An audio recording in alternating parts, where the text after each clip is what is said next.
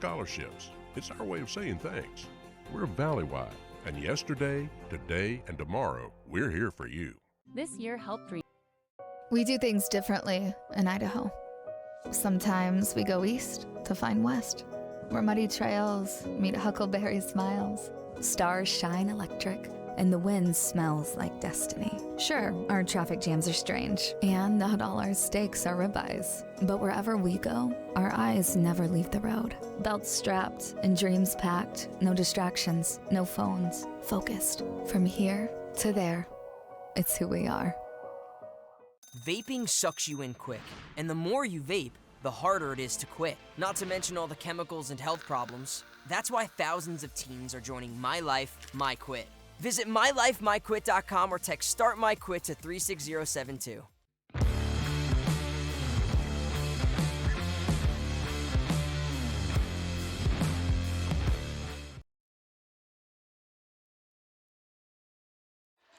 Good morning, everybody. Welcome to day 2 of the 2024 Rocky Mountain Rumble. This is an IdahoSports.com GameStreams production of the Gem State Game of the Week, which is the entire event of the Rocky Mountain Rumble. This week we've got 7 of them. So presented by Project Filter, Valleywide Cooperative, and the Idaho Office of Highway Safety. Additional coverage is also presented by Teton Auto Group over here in eastern Idaho. Tonight, or this morning. Oh, and Levitt Select. Okay, thank you, Mr. Producer, chiming in. Levitt Select also one of our sponsors over here in eastern Idaho. Make sure we give them some love. Well, it is morning here in Pocatello, Idaho at ICCU Arena. I'm Paul Kingsbury alongside the Leif Morrison, set to bring you game 1 of a quadruple header here at the Dome. Skyline is out there on the field ready to go, but we're going to have a national anthem and a few other things to happen. So they're ready out there, though, aren't they, Leif? They are prepped. So we have a few pretty cool new things going on here at Idaho Sports during our broadcast. We've got some different camera angles. We've got Lance Taylor down on the field looking all snappy. He does look great this morning. He does, doesn't he? He does. He was built for the sidelines. He truly was. Really, really was. We're behind the camera, guys. He's definitely one that needs to be in front of a camera. Well, don't sell yourself short. You're a good-looking guy. You're a good-looking guy. But it's going to be a lot of fun. We had a lot of fun yesterday with 3 games. 4 today. This first one. It's going to be Skyline Grizzlies of Idaho Falls, and they're taking on the Morgan Trojans. And Morgan coming in, head coach Jared Barlow in his 5th season. He's been at Morgan for a very, very long time, defensive coordinator till 2020. They're 2-0 on the season so far, Leif. Of course, this is the first game for the Grizz coming in. Second game. Second game, yep. Second game. So coming in, it's going to be a good one. We're going to have, it could be a long game. A lot of going to the air. For right now, we are going to go to the national anthem, and we'll be back with the kickoff after this.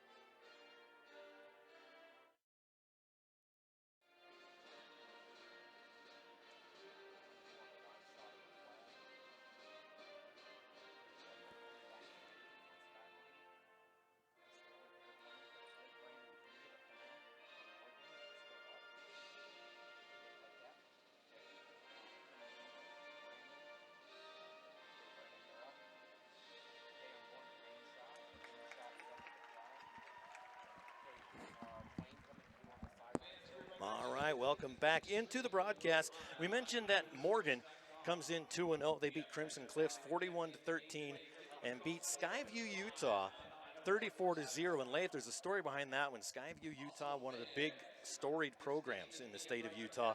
That was the first time in 19 years that Skyview's been shut out.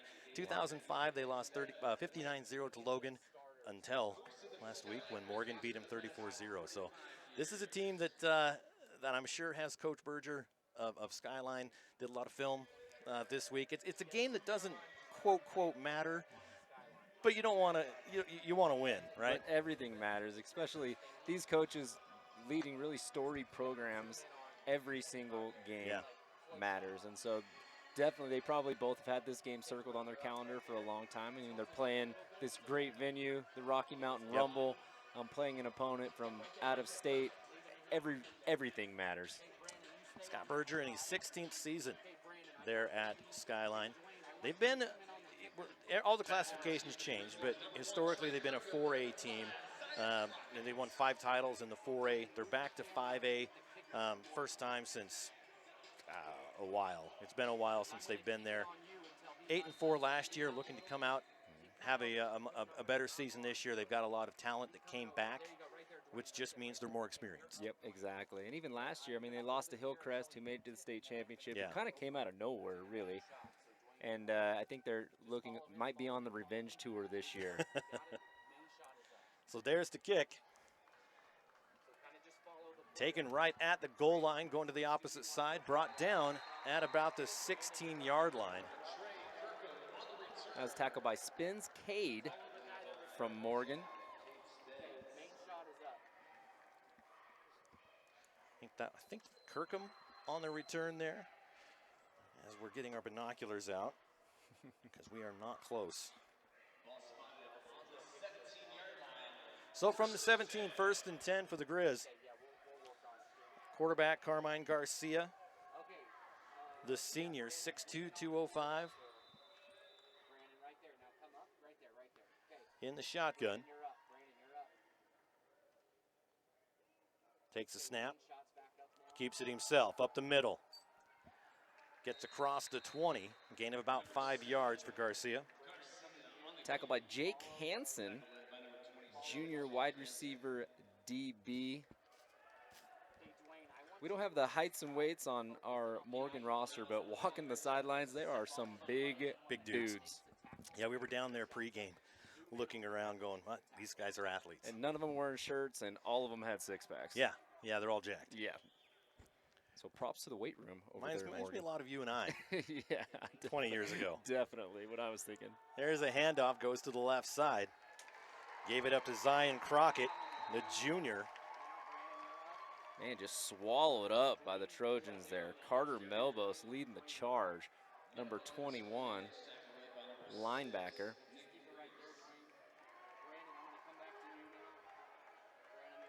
Now we got a 3rd and medium.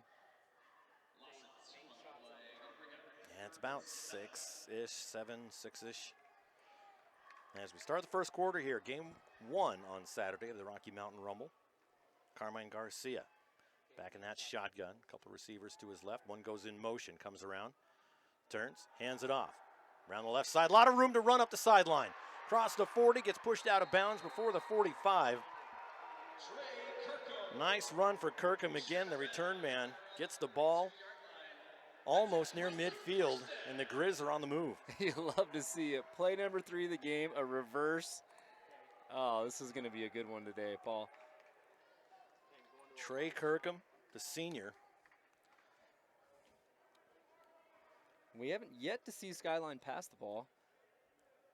I haven't really needed to, I guess. Haven't needed to, yeah. No. Keep it on the ground. Garcia started off the day with the run up the middle for a gain of 5. So he can run, he can hand off. Can he pass? The answer is yes. Just haven't seen it yet. Here we go. We're going to see it now. And it's intercepted at the 47. He stays on his feet. He lost his shoe. And then the ball comes loose at the end. But the interception stands.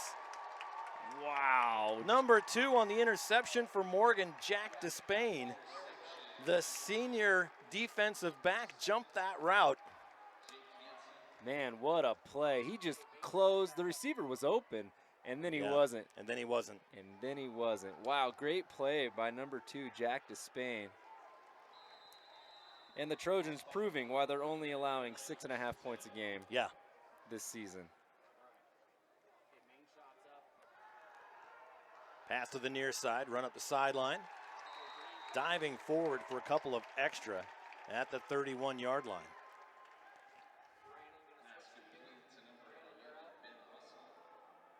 So Ben Russell, the senior. A little catch and run. 3 receivers to the right. A lot of room to run. He's going to take it, tackled from behind. Nice job by the defense coming in and stopping the run by quarterback Sheffield. Number 9, Kaysen Smith. There was a lot of green grass in front of him, too. He saved a lot of yards there. Great play by Kaysen. Sheffield in the shotgun, same set. Hands it off. Kind of fumbled the handoff a little bit as they gave it to Drew Korth. These guys are playing high-energy physical football down there. No yard is easy. It's 4th and 2 for Morgan after the interception. 2 on the right, 2 on the left. In the shotgun, in motion, goes Gilson. Gilson with the football, and he's going to be short of the first down. Gage Cyril making the stop there for the Grizz, saving a first down. What a play, and they are jacked. The defense is coming out to play here early on in the first quarter. We're only 3 minutes and 7 seconds into this one, and we've already had a lot of action, and all between the 40 and the 20 on the left side of the field. Man, 2 great football teams, both high energy, both playing really, really fast offensively. Here we go. So back on the field, Grizz offense. 1st and 10 from their own 31. Handoff goes nowhere. Back to the line of scrimmage with forward progress. It'll be 2nd and 10 for Skyline. Yeah, I was just swallowed up by the Trojans there. Nowhere to go. Well, an early morning game, I mean, sometimes you get an afternoon game, right? Who the heck plays a football game at 10:30 in the morning, right? And we started this early. Yeah, we did. Which is good. We have 4 games. Might get out of here in time for a restaurant to still be open in Pocatello. It's wishful thinking. We should have just reserved a spot at Applebee's again. Yeah. Garcia hands it off, gives it to the runner, left side Lynch.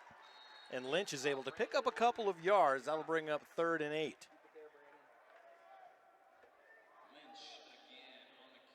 Lynch doing a great job. Sorry, Leif. No, they're good. They're getting a little chippy down there already. What?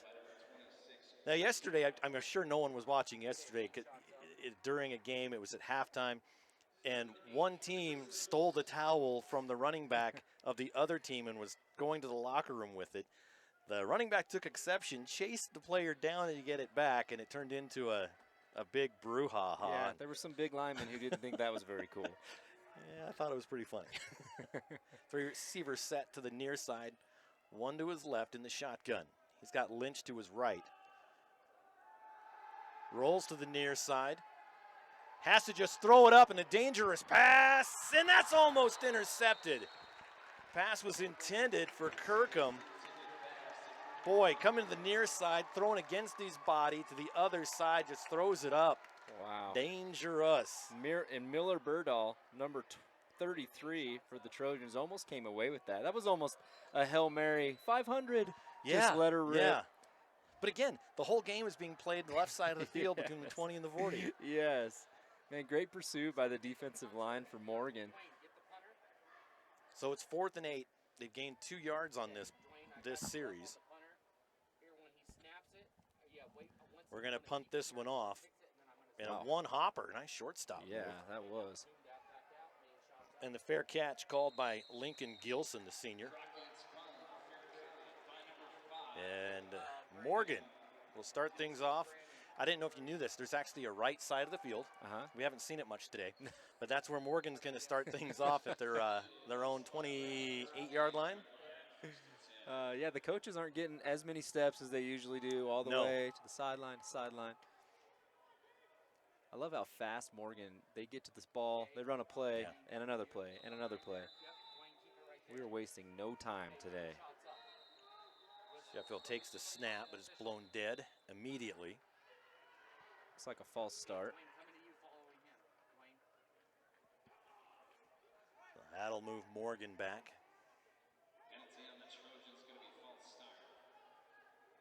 So 1st and 15.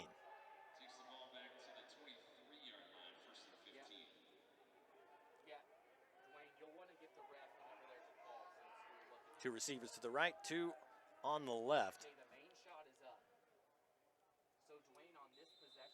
Drew Korth in the backfield, goes, blocks to the near side. He's brought down short of the first down, but Nick Priest was wide open downfield. Oh, excuse me, that's not Priest, that was Gilson. He just split the two defenders there. And that was Paxton Nolf with the tackle on the outside. He's had a couple tackles today for the Grizz.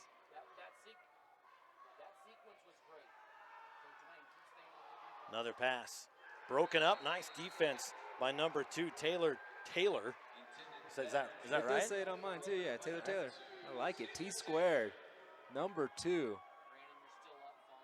That was a great defensive play. Good ball by the quarterback, but again, the DB is just closing in. Nothing free in this game. On the left hash, 2 receivers to the right. Back to pass. Coming across, and they're going to flag that. There it is. He rode his hip a little bit too much coming across. Yep.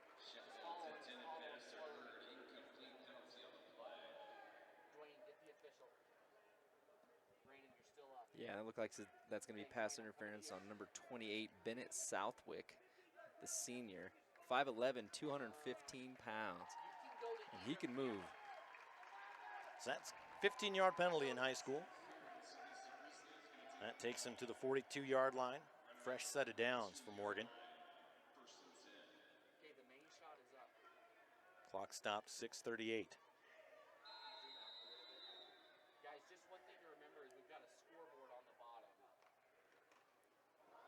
Oh, boy, that handoff sniffed out and a loss of about 4. That'll bring up second, close to 13, 14 yards. And a little bit of a scuffle there. It is. The officials are talking to some players here saying, hey, it's only the first quarter. Yeah. Get back to your huddle after the play.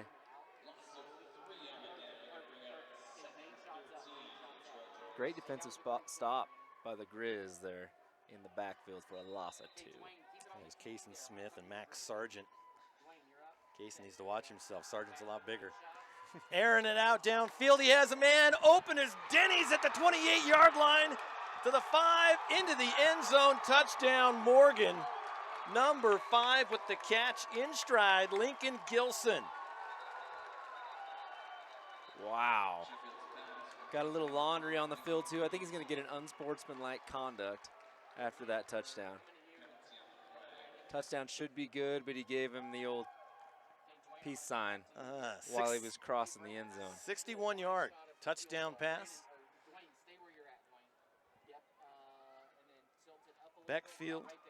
Sheffield to Gilson. 6:16 in the first quarter. Got our first score.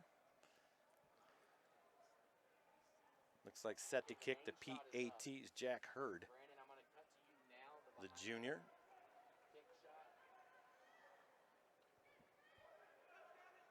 Nope, he's going to hold. Set to kick is Carter Gorham, which makes more sense because he's the kicker. Call me crazy. And the officials come in. Whistle it dead. I'm not sure why. I think they were just clarifying the unsportsmanlike conduct on Gilson.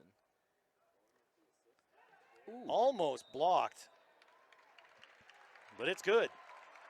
PAT is good. Score 7-0. Trojans lead the Grizz. We'll take a quick break, and we'll be back on IdahoSports.com.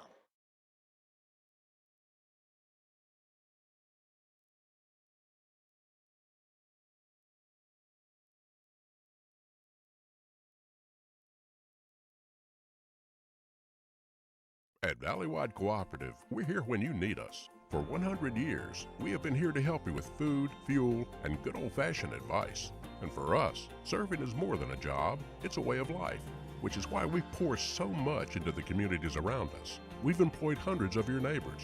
We take pride in that, and in giving back millions in sponsorships, grants, donations, and scholarships. It's our way of saying thanks.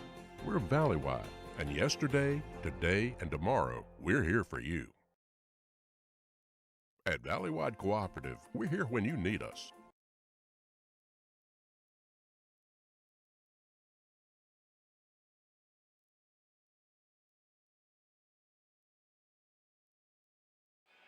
All right, welcome back to the Rocky Mountain Rumble. Game 1 on Saturday, and game of 4. 4 games today. Bring it on. We'll be here for all of them. Hope you're enjoying this one. Don't forget, you can order the direct download of this game. There's a banner there on your webcast player page. Just says, I think it says direct downloads. Click it, you can order it. A couple days, you'll get a link. You can download the video file of this game, have it in your archives, cut it up for highlight film, whatever you want to do with it. Set the kick for the Trojans. Gorham again. Goes deep. And it's picked up by Crockett. Crockett comes back to the near side. Weaves, gets away from everybody. And that is Kirkham. Kirkham to the house. They pitched it back. I was looking down. So you tell me what happened. I looked down and looked up and went. Amazing. Oh, Crockett got the ball. He ran it probably 15 yards, pitched it behind him, a no-look pass to Kirkham, and the defense still thought the original ball carrier had the ball, hit a seam, touchdown Grizz. That was cool. So Kirkham with the touchdown. Quick one. Wow. The kickoff return from, yeah, it was about 80-yard kickoff return. I think so. That was awesome. 13 seconds later, we could have a tie ball game here. Speaking of going back and owning this game, go back and watch it. I'm going to go back and watch it so I can see how that play went. I was literally looking down for like half a second, looked up and went, how did I mistake a number 5 for a number 1? Oh, wait a minute. I'm going to guess something cool happened that I didn't see. So they faked the PAT. Go to pass, a little shove. And instead of catching it, he let it go. That was one of the most interesting point afters I've seen, and it ended up not working, but that had potential, Leif. That had potential. There was a player open in the end zone, just didn't have enough gusto on that pass to get it there all the way. Had too much for the near guy, not enough for the guy behind. I love it. We've seen a reverse from the Grizzlies. Well, we didn't. No, I mean reverse on the first drive. Oh, that's true. Yep, that's a true, reverse, and then a reverse on the kickoff. Grizzlies are pulling out on all the stops here. Down 1, 7-6. Trojans lead the Grizz. 6:03 left here in the first quarter. You know, some coaches don't like to show their specialty trick plays early in the season, especially against an opponent that, I mean, in the grand scheme of things, really doesn't matter. Right. But the Grizzlies do not care. They'll put it on film and say, just stop us. That's exactly right. It's to them, it's not a trick play. No. It's play number 3. You know, play number 2, 1. And that's why they've been really one of the most dominant programs in the state of Idaho at the now 5A level for the past however many years. A long time. I mean, the Vegas odds are always on Skyline to win a state championship or at least make it there. Or play Bishop Kelly for one. Yes. It's always in Bishop Kelly Skyline. Yes. Man, what a fun football game. Skyline fans came out in force on the opposite side of the field. Morgan's here, and Morgan traveled very well. They did. 2 hours and 7 minutes away from Morgan High School to the ICCU Credit Union Dome. A short kick. Taken at the 12. Number 22 has that one, Jake Halls, the junior. sets Morgan up. They'll start their offensive drive at the 33-yard line, 32-yard line. That was a good tackle by Sawyer Danielson, senior D lineman for the Grizz. And they spot that at the 34-yard line. Good spot.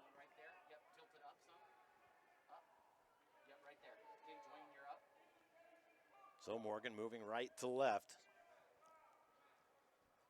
3 receivers on the right. See if one goes in motion. Korth in the backfield. Switches to the right hip pocket of Sheffield. Takes the snap, hands it off to Korth. Korth gains a couple, being up 2nd and 8 for Morgan. It's another tackle by number 9, Kason Smith. Seems like Smith's been in on a ton of tackles today. If he's not tackling, he's definitely in the vicinity. Right back to the line. They switch it, 3 on the near side. Right in the middle of the field. Quick pass to the near side. Given up to Russell. Russell picks up about 6 yards, makes it 3rd and 1 at the 44-yard line.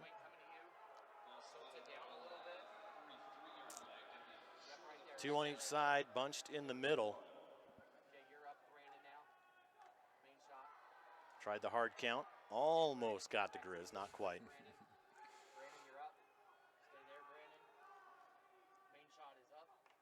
Sheffield takes the snap, hands it off. Oh, and after the hit, he ended up, it looks to me like he got the first down. Nice job by Drew Korth. Kason Smith again on another tackle. Kason was actually 2nd team All-State D-line last year, which no surprise here. Nice catch, batted it down with one hand and caught it. Oh my. Wow. He knew he wasn't going to get it any other way, so he just kind of tips it with the right hand, then brings it down. He did. They teach the DBs the tip drill. He just tipped it to himself, had enough time.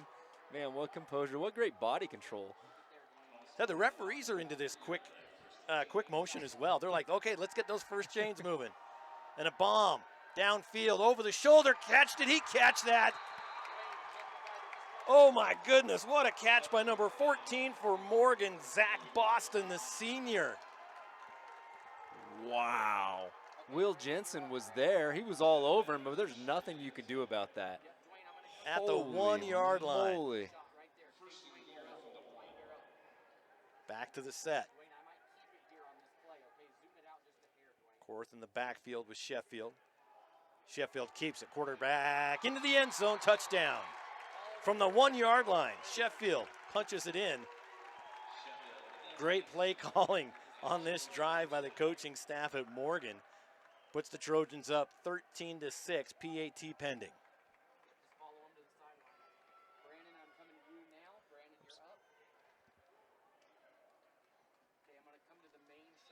We've got 2 Morgan coaches to our left. I'm going to go down and fist bump them real quick. Good job, good job. Yeah, especially if they're the offensive coordinators. Gee, Minnie's Christmas. Kick is up and kick is good. Carter Gorham, 2 for 2 on PAT kicks here in the first quarter. 14-6, the Trojans lead the Grizz. You always have a lot of fun facts about both these teams. You talked about Morgan, about 150 miles away. Skyline, 50 miles away.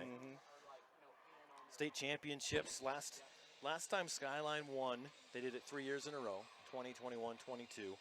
And before that, they won 9 total. And so, you know, it's a storied program here in Eastern Idaho. And when they win, they seem to win in bunches, right? They got 16 and 17. They had 85, 86, 89, and then 92. For some reason in 92 they won. Well, I guess they had those there, didn't they? Yeah. So yeah, it's so are they due? Are they due for a few more? I think if you are from Skyline, you're always due. You're always due. You're always due. Well, and then Morgan, I mean, they've won 8 total state championships. The first one being in 1940. You remember those days? Oh, gosh. Yeah, you're better, probably better than you think. Yeah. You might have called that game. Right Paul. before the war. Yeah, it was glory days. Glory days. Yeah, 2 really storied programs in each of their respective states. I mean, 9 state championships for one school is crazy. It is. And then Morgan having 8. That's just there's a ton of schools in Idaho that don't have one. They don't have any. You're exactly right. It's not fair. It's really. I mean, I think Skyline should have to give some of their championships to some of these other schools. I'll let you bring that up. Make with it more Coach. equitable. Yeah. And the touchback. So Skyline will start at their own 20. Yeah, the Trojans say you're not going to run this one back. No. Let's just take that out of the equation here. I know what most of the politics are for the Skyline crowd. I'm not sure for Morgan, so I'm going to stop. Yeah. And if it's an Idaho broadcast and it's, Salmon River versus Garden Valley, I can say whatever I want. When we start asking for the shout-outs, you might be getting some shout-outs that you don't really appreciate here. Yeah, but I know I'm right. So don't we all? It's okay. All right, here we go. Back to the game. Carmine Garcia, shotgun. Good pull. Kept it himself, and he's going to pay the price as he gets sacked in the backfield, but a flag is down. I don't know if there was a face mask on the way down. Yeah, I'm not sure. He was brought down by Drew Korth, the running back. They're talking about it, so I wonder if they might just pick it up. Yeah, Morgan's players are signaling like they want to decline it. What do we got here? False start prior to the snap. Well, that's good news for Skyline. That is good news for Skyline. They will take that. Normally, you get a false start, and you're looking at the lineman going, come on, man. This time, you're like, dude, thank you. Yes. Well, Morgan was waving to the sideline like, let's decline it. Let's decline it. You can't decline a false start. And really, I guess it saved them 2 yards. Yep. And it's still first down. Yeah. So, yeah, huge. Boy, everybody's spread out. Got 5 receivers set. I love it. Garcia by himself. Send a man in motion. They give it to him this time. He falls forward for a yard. Brought down by Miles Sydenham. I'm sure I said that wrong, but it's sophomore. Offensive line, D lineman, number 51 for the Trojans. A lot of speed on the Trojan defense. And again, I mean, they're only averaging or allowing 6.5 points a game this season. Last year, they only allowed 18, almost 19 points a game a season. Just a well-disciplined football team, especially on the defensive side of the ball. Crockett goes in motion. He's in trouble. Lets it go, complete. Near side, brought down at the 12. Brought down hard. The runner there, number 26 for Skyline, Aaron Ojeda. Brought down by number 11, Luke Burrell. It's actually a great play by Luke. He was blocked by the wide receiver, shed the block, was able to stabilize and make the tackle. So after that penalty put them 1st and 15, they're only able to chip off a yard at a time. So now it's 3rd and 13. Ball 17-yard line. They have a ways to go. So a long 3rd down play. I can't imagine they're not passing on this play. 3 receivers to his left. Garcia standing at his own 12. Takes the snap, looks, airs it out. Wide open, middle of the field. That's a 1st down and more. Tackled at the 41. Number 5, Zion Crockett with the catch and run. And he keeps the Grizz in business. Moves the chains down the field. Nice. It's actually the first pass we've seen further than probably 5 yards from the Grizzlies today. And he was wide open in the middle coming across. Open. Yeah, almost so open, you're like, man, I hope he doesn't drop it. Right, yeah. And that's what he was thinking. It probably was. Don't drop it, don't drop it, don't drop it. Looks like the same set. It was there before, and it's there again. Caught at the 40, and there it was. We were talking about. He saw touchdown, green grass. Oh. Zion Crockett, same play. Came across, he was open, and you see this Morgan defense looking at each other. And you see when there's pointing and then two hands with palms up going, what? What? Yes. And you know that's not one that Zion drops ever, really. I mean, he's a first-team all-conference wide receiver last year. It was a commentator's curse on that one. I blame you. Yeah, I'm probably going to get a call. I am Paul Kingsbury, if anybody's wondering. My name's Logan Green. What? My email's Logan at IdahoSports.com if you'd like to complain. Love haters. Please send me spam. Well, here's the same set. They're going to do it 3 times in a row? No, they're not. Quarterback keeper this time. Nice move by Garcia. And that's going to be just across midfield at the 49, about a yard short of the first down. But another good offensive call by the Grizz. Yeah, push out of bounds by the junior, Jake Hansen, number 27 for the Trojans. Mbop. Yeah, really good offensive call. I mean, you're throwing it down the field several times in a row, come with the draw. Just playing chess out here, both teams. I love the Skyline. They're all offensive linemen. They get different colored helmets. All the skills players are the dark helmets.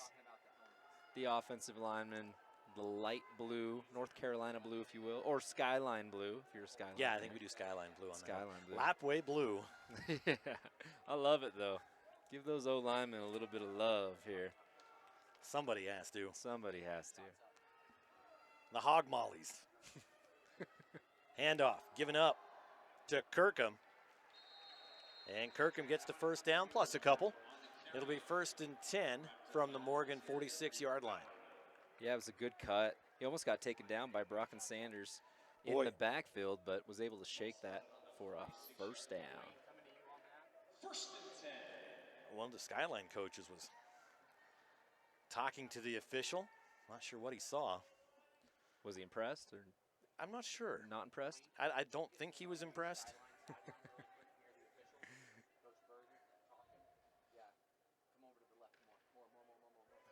But you know, it's never head coach Berger that does that. And he's just he is a nice guy. And he's just a nice guy. Yes. And to keep it himself again, pushes forward. Gain of a yard. That's going to be 2nd and 9 now for the Grizz on the keeper. Yeah, snuffed out by Tate Steele. We actually have 2 number 4s on our roster, but I'm guessing that the Tate Steele, linebacker, wide receiver, senior, sophomore, is the number 4 that made that tackle.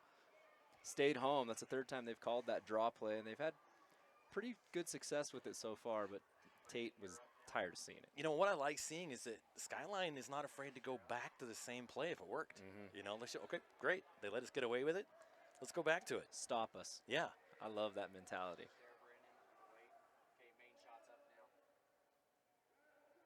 Garcia takes the snap, looks, goes downfield.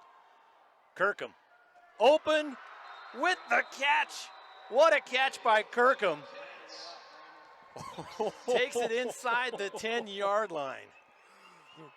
Wow. A great pass and a great reception. And it was good defense. It was. He was covered. He was not open, Paul. Yeah. He was not open. What a catch. What a throw. If that ball is inches anywhere else, it is deflected and not caught. What a play. So the Grizz in scoring position. It's 1st and goal from the 8-yard line. One receiver to his left. Lynch in the backfield, in motion.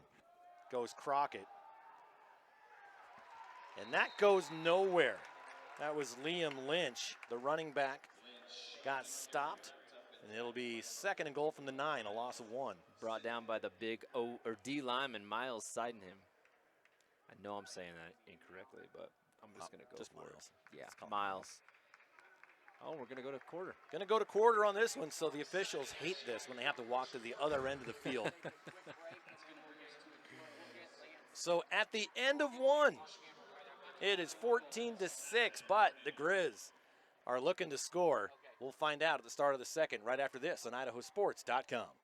Vaping sucks you in quick, and the more you vape, the harder it is to quit. Not to mention all the chemicals and health problems. That's why thousands of teens are joining My Life, My Quit. Visit mylifemyquit.com or text Start My Quit to 36072.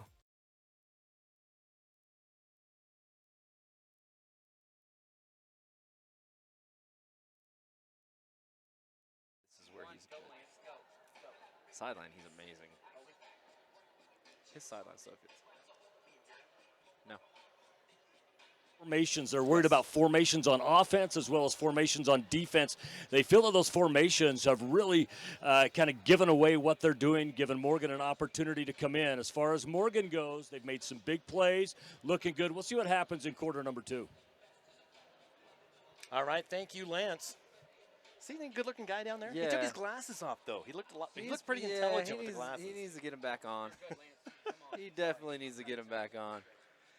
Yeah, it's nice having him down there. Thank you, Lance. You know, he's got a tough job. He's got to go try to talk to some coaches. Yeah, but you know, elbow in. If you know Lance at all, talking is not hard for him. Very true. The guy will talk to anyone, and he's good at it. He's just the most personable guy. I'm glad he's on our team. Yes, very true. Very true. All right, 2nd and goal from the 9. Start of the 2nd quarter. Receivers on the corners. Garcia under center. Turns. Hands it off. Coming around. Crockett. Crockett makes a move. Almost to the end zone. Not quite. At about the 1-yard line?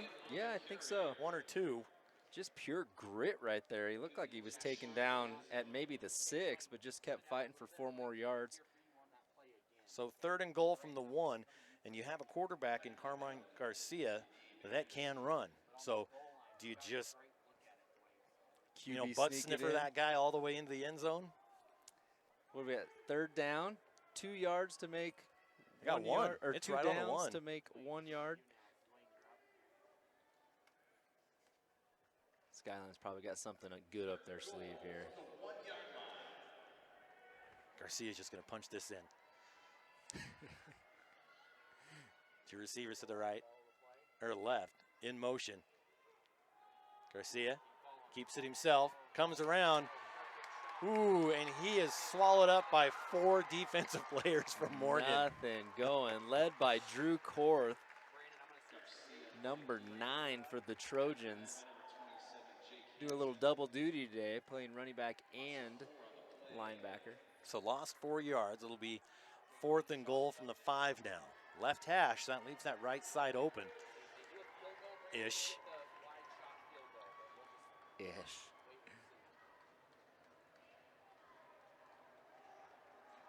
Well, Paul, I don't want to say there's a reason you're not an offensive coordinator, but you did call that play, and it did go backwards. Well, he didn't just punch it in. He ran. If it had just gone straight, like I said. Here we go. 4th down. They need this one. In motion goes Crockett. Pass, and that was just a bad pass to Crockett, and they had 3 receivers in the end zone wide open, and there's a flag after the fact. We might have another unsportsmanlike conduct here. Let's see. Well, the defense is walking back out there. See who this is on. Oh, they're discussing. Fingers are pointing. It's getting serious. It's getting serious. Here we go.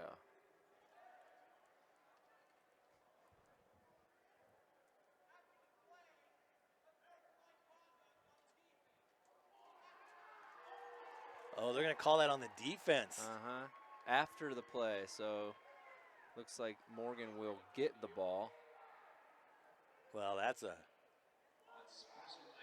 And that's half the distance, but the distance was 6, so...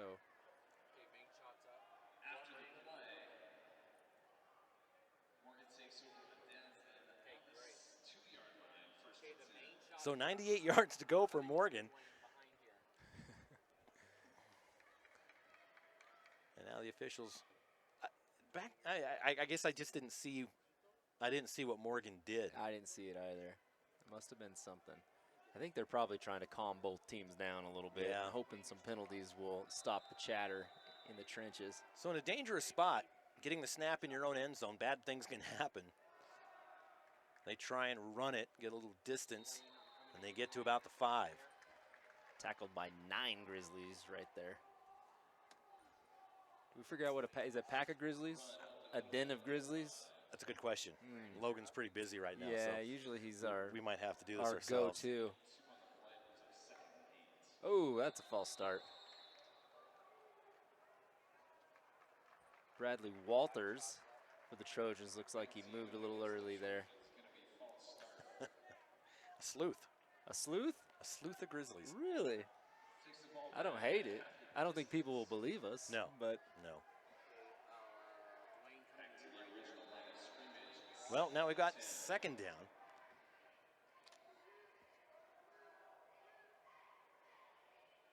Ball's on the 3-yard line.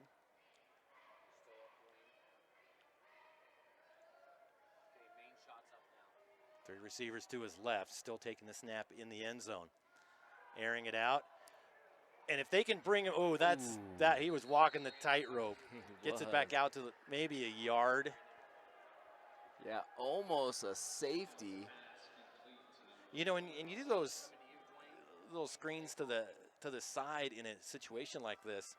I mean, it's a pick six, and all he has to do is catch it and step over the line. That's a dangerous game to play. It is, yeah. The risk reward on that, not sure. And all they did was get back to where they were. So third, I guess it looks like they gained a yard. So 3rd and 9, ball on the 3. Back to pass again, throws across the middle, and he lost it, juggled it, brought it back in. What a catch for Drew Korth in the first down to the 20-yard line. Man, great catch. As he was juggling it, Taylor actually hit him. Great contact hit to bring him down. He was still able to catch the ball. Huge first down for the Trojans. It's only the first half. Yeah, it feels like it is crazy. How did we draw this game? How did we get lucky for once? Here we go, Morgan on the move. 1st and 10 from their own 20. In motion goes Gilson. They hand it off, and he's Drew Korth. His feet kind of slip out from underneath him as he made the turn. 28, Bennett Southwick was there to tag him to the ground.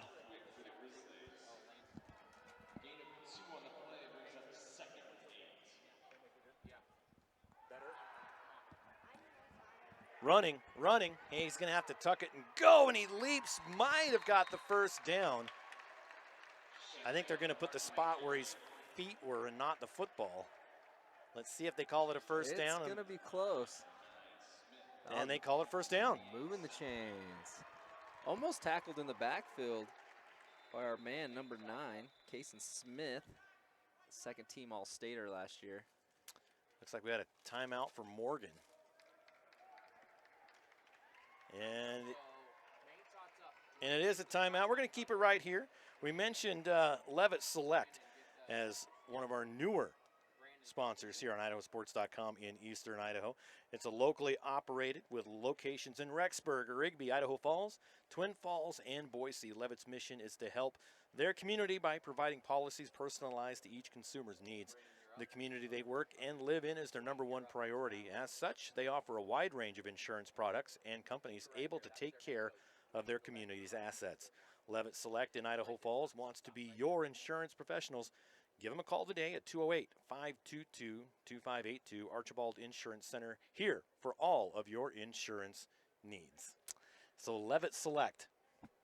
Ron Bergen did that, Logan, sorry. So Lance Taylor is our sideline reporter. We heard from him earlier on. We'll hear from him at halftime. He'll kind of do a walk and talk with the coaches. I'm sure that both coaches have a lot to talk about in the locker room, but it's not bad. You know, the first game of the day yesterday we did, all they could talk about was bad. It was a little rough. Penalties, bad attitudes. There was a lot to talk about. This one, it's going to be about, okay, how do we stop that offense? Yes. I mean, these are two very good teams playing here today. Yeah, not a lot of mistakes on either side No. either. Good cut. And the mistakes have been those personal fouls. Yes. That are completely avoidable. Yep. Self-inflicted penalties. Agreed. Second down. Oh, go ahead. Oh, no, I just said it was tackled by Lincoln Cyril. 2nd and 4. Back to pass. Comes to the near side. Caught. And they're going to say incomplete. Didn't have it long enough. And that pass was to Lincoln Gilson. Great coverage by Taylor on that. Kind of makes me wish we lived in Utah. I like this Morgan team. They're fun to watch. They are really fun to watch. Yeah, high speed, high octane, throwing the ball around. And I live in the Treasure Valley, so I'm not going to be able to see Skyline as much. I'm coming over for the Emotion Bowl, so I'll be on the call for the Emotion Bowl, which is going to be an absolute blast this year. And we're going to have this same setup for the Emotion Bowl. Game of the week, right? Game of the week. I love it. Gem State Game of the Week, brand new feature we've got here on IdahoSports.com. Traveling all over the state every week, bring you different games. 3rd and 4, 3rd and 3. Looking to the near side, catches it, gets the first down. Stiff arm, gets across midfield, gets to the 45, and out of bounds. And another great catch and run by number 5, Lincoln Gilson. What a great block by Boston Zach, number 14, the wide receiver on the near side. Really broke that play open. He's not going to be seen in the stat books, but his coaches are going to love him up after that play. What a block. 2 receivers on each side for the Trojans. Coming across the middle, he's open, just overthrown by about 3 yards. Another great offensive play. A lot of crossing routes down low. He got in front of the defense. And Sheffield's got a cannon. He does. Really does. My goodness. 14-6. Morgan on the move in Skyline territory. Yeah, it'd be interesting to hear if anybody's listening and knows anything about Sheffield, if he's getting any looks or offers or anything like that. This guy can play football. So a penalty. Oh, I didn't see it. I didn't either until they were moving it back. But it was a big one. 1st and 20. That one's caught. Korth. What penalty? Down the sidelines, Jukes Giants gets down to the 22-yard line before he's brought down, but Korth, another one of those weapons that Sheffield has. Yeah, what a great play call there. Just a screen, the big bad lineman sprinting downfield, leading the way, just got behind his horses and went. And a timeout called by Skyline. Talk things over. I mean, you look at these weapons that they've got. Gilson, who at the end of the game, we always award the IdahoSports.com player of the game. And we're in the first half, and I can't remember the last time that I really had somebody in mind in the first half. I'm going to say right now, Lincoln Gilson. He's putting on a clinic out here. If Morgan truly wins this one, Gilson's my guy. If he continues, if he does half the work he does in the second half, you're going to have to, arm wrestle me for anybody else. Yeah, he looks good. I mean, everybody, their whole offense is so dynamic. Like you said, so many weapons. Sheffield really just has to sit back and deliver the ball to his guys. I'm trying to find Doug Swanson, big Skyline guy, big Eastern Idaho guy. Oh, he's got to be here. I know he's here somewhere, but Doug Swanson, he's over the Grid Kid program, runs all of that over here. And, I've said it about 1 million times, but I would wrestle a grizzly bear naked for that guy. Maybe he's in the grizzly bear. Do you think he's the mascot? He might be the mascot. That would be awesome. All right, here we go. 1st and 10 for the Trojans. And another whistle. Looks like a false start.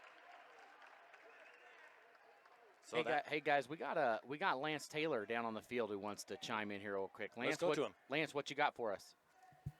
Well, being over on the Skyline sideline, one of the things that they're really focused on right now is the protection at the line of scrimmage. They just feel like really Morgan's getting in. Anytime they want to get in, putting pressure on the quarterback, something that they want to clear up before this half comes to an end.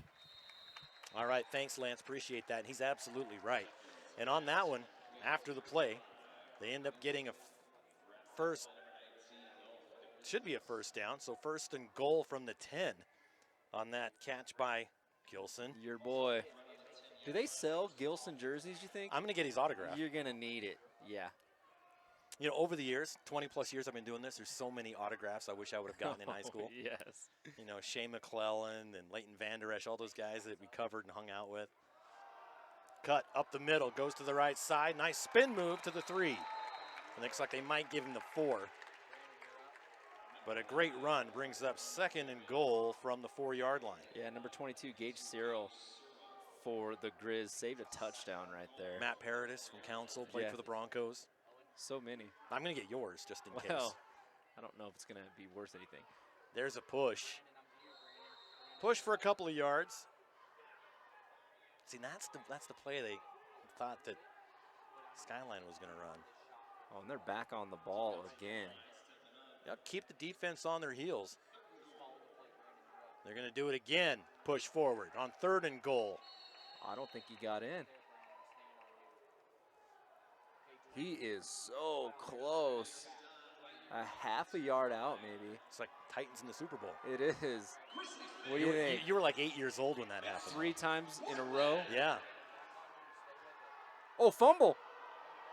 And the fumble, it's still loose. Huge. And it's recovered.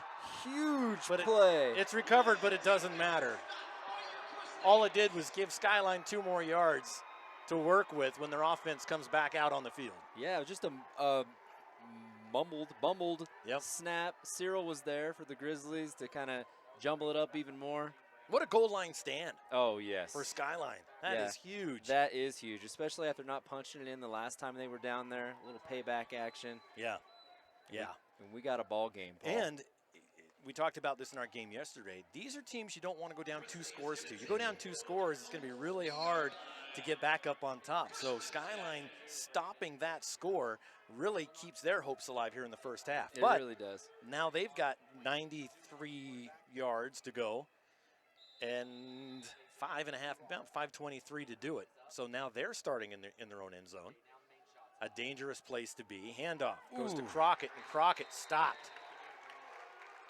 Number 6, Nick Price. He's sick too. He is. Yeah. Sick tackle.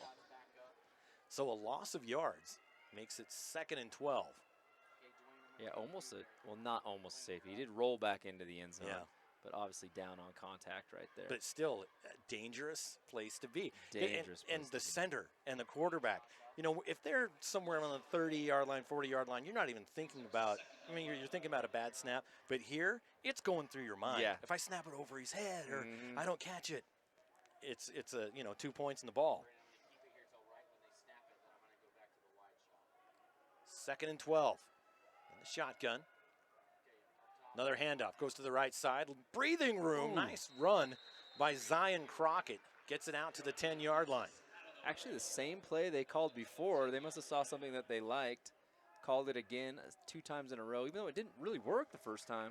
But they saw that it might. They saw that if the mistake was on their end, yeah. Hey, let's do it again. Yeah. Gosh, I love that because so many times you see a coach will not call the same play twice. Because the defense will adjust. But like everything else, you mentioned in the first quarter, Coach Berger's like, yeah, we're going to run what we're going to run. Yeah. You know what we're going to do. We are who we are. You stop us. Yes. The onus is on you to stop us. I love that mentality. In the shotgun, standing on the 5-yard line. Garcia has Crockett on his left side. 3 receivers to his left, 1 on the right. Surveys the defense. Takes the snap. Keeps it himself, and he's going to get wrapped up and sacked for a loss.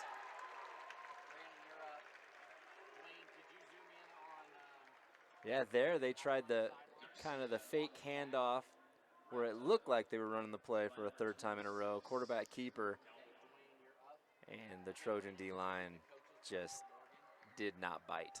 So the defenses doing the work today.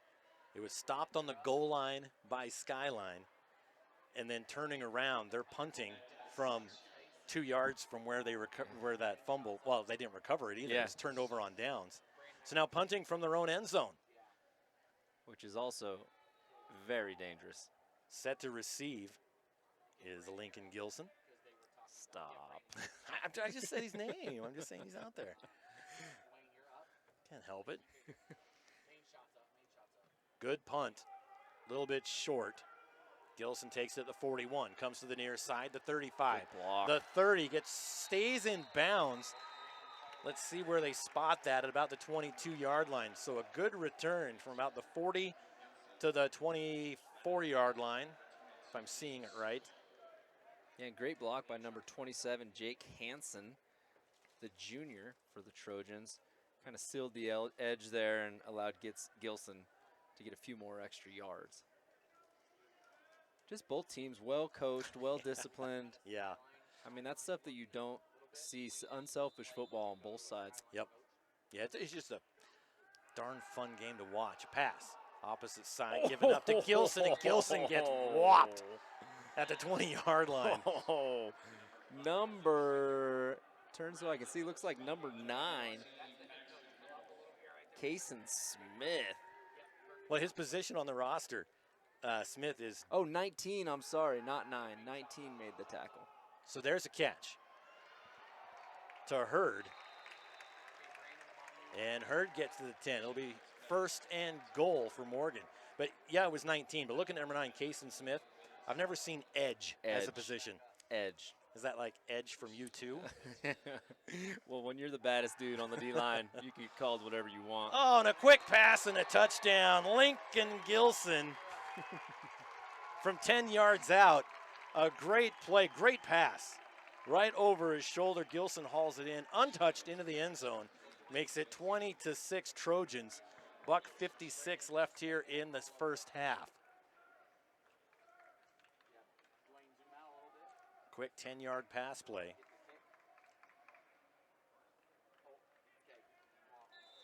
I'm going to put you in a little bit there. So set for the PAT. Down, ooh. Did it get over? No, it did not. No good. So the Grizz missed a PAT, and now Morgan does. So helps the Grizz, even though they're down 14 points. It's crazy because this game does not feel like a 14-point game. Like No. It feels like it is tight. And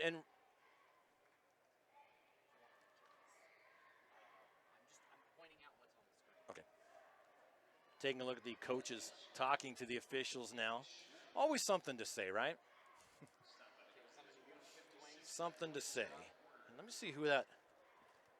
Probably just asking him how his day's going. Did you have a coffee? Are you a latte guy, or are you more of a espresso type? Yeah. Like what's going on here? Ooh, got a little. I like it. A little Coolio. That is kind of nice, actually. Owen likes it. Owen likes it.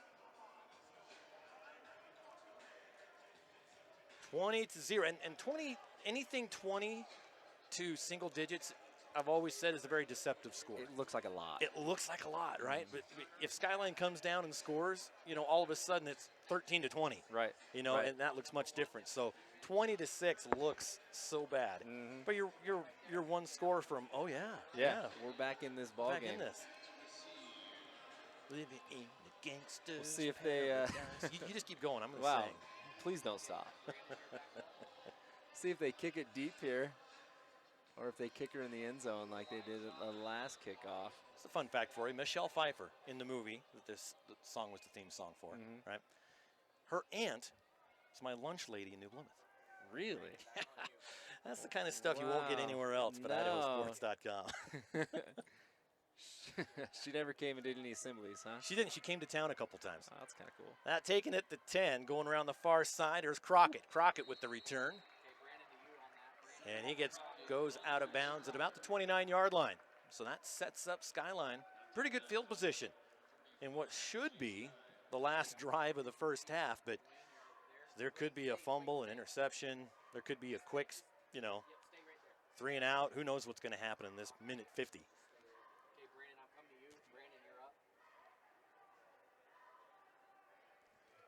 Yeah, the Grizz are talking it over. Trying to get the correct football in right now is actually what they're doing. They're like, hey. Good shot of the team right now.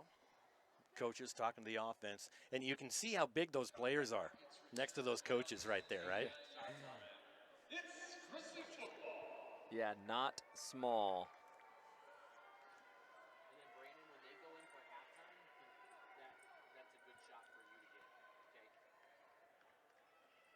Three receivers to his left. Garcia takes the snap, rolls to his right. Little button hook, gets the first down at the 40. And the defense goes back about 15 yards and waits for him to come to him And he runs right into it. Wow. He's like, you come to me. Yeah, I think that the defensive back on the far side looked like number 2, Jack Despain, thought that he was going to run just a zero route, what we call it, just a fly route the whole way down, and he put on the brakes, wide open. What a great play call. Despain had that interception in the first quarter. Good defender out there. Truly. Clock running, minute 27. Skyline back to the line. Skyline still has 2 timeouts on this drive if they need them.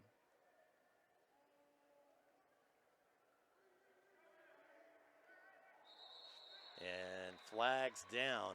Looked like a little false start on the Grizz. The O-line jumped a little bit early. Well, they brought Crockett all the way from the right side to the left. I think they planned on him snapping as soon as he gets to the line, and the lineman just got a little bit jumpy. And early in the season, your timing can be a little bit off. Yep, very true. Yeah, this is only Skyline's second game. Yeah. So that pushes them back. 1st and 15.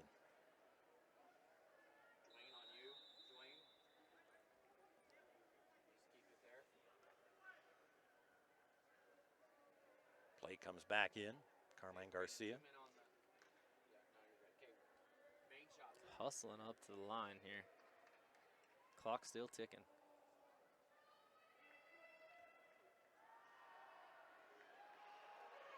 Got receivers crossing on the outside. And it's intercepted at the 43. Intercepted by Nick Priest, if I'm seeing that right.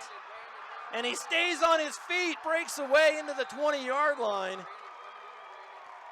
And a flag after the play, and that was number 6, Nick Priest, the senior Trojan. And a flag at the end of the play. He was just rumbling, stumbling, bumbling. He was dead to rights about 10, 15 yards back and came out running. What a play. And again, the Trojan defense just bend, do not break. Still waiting to see what the penalty was at the end of that play.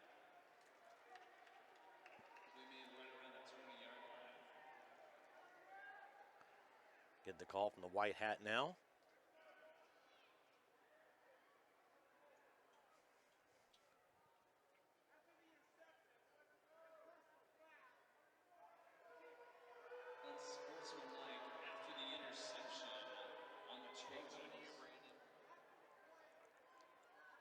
Yeah, there they go.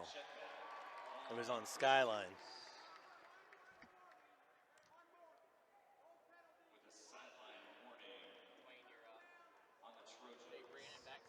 Man, that's a lot to remember. What That you was. just said. That was. So the sideline warning. Oh, that was her second, so that's a penalty. So they offset. I hate offsetting penalties. You want to see some consequences for some actions here. Yeah. So a personal foul on Skyline and the sideline penalty on Morgan offset. So 1st and 10 from the 20. Skyline defense needs to do what they did on that last possession and stop Morgan, because 20-6 we talked about is a deceptive score. 28-6 or 27-6 is not. Yeah, you're digging yourself out of a larger hole. On the run, and a lot of room to run, and gets knocked out at about the 7-yard line. Nice job by Sheffield. No one to throw to. Saw a lot of green turf in front of him and took advantage. Yeah, he was dead to rights in the backfield, but the defender just jumped up, tried to block the pass, got pump faked out, and then swooped around the outside for a nice little gain for the Trojans. Takes the snap, looks to his right. Again, a big gap. And in for the touchdown. There's going to be a hit after. That's going to be a penalty on Skyline after he crossed into the end zone.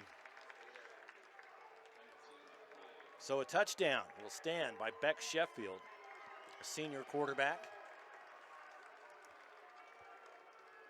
No, Brandon, I was still on you. And they're going to wave that off. And it was a bang-bang flag on that. He came across and got hit. so it was close, but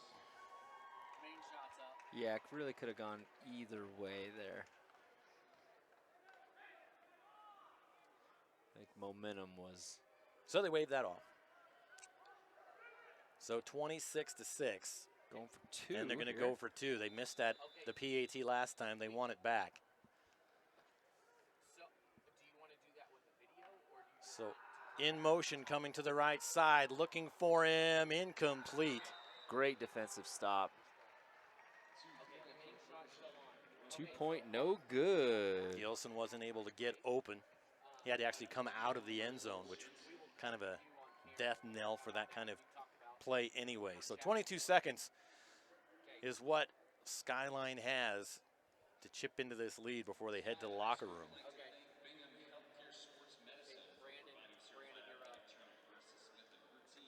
Yeah, it is kind of crazy looking up at the scoreboard and seeing 6:26 because this game feels so much closer. Yeah.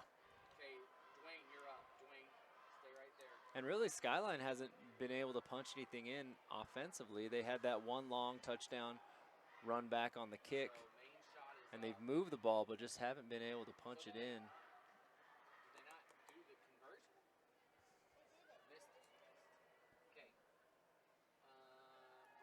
So set to kick off. Morgan, left to right.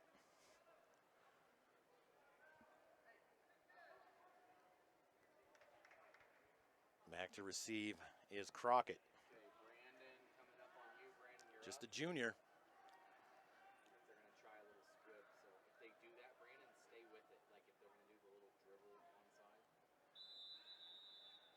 So let's watch the return team in the middle there at the 30. They might be the ones getting this if they do a little gopher killer, worm burner. Yeah, the Grizz have had pretty good returns on every single deep kick. They don't. They kick it.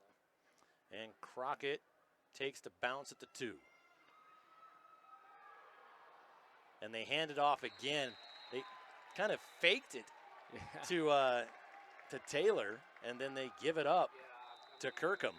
It was almost a looked like a reverse going both ways there. I love that they add a little bit of juice on their kick returns. You don't see that very often. And our first cramp of the day is happening down on the field. Definitely saw plenty yesterday. Yes, there were plenty. So it'll be 1st and 10 with 17 seconds to play in the second quarter for Skyline at their own 22-yard line. Now you got to wonder if Skyline just going to kneel it and try to get into half, or are they going to I don't know. Go for the gusto here?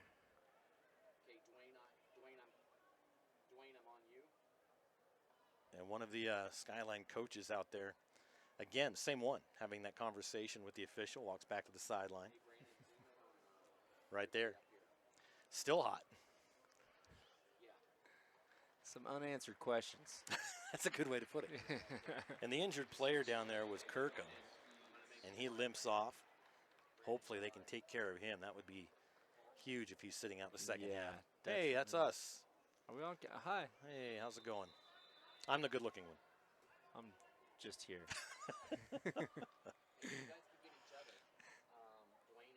So coming out after the injury.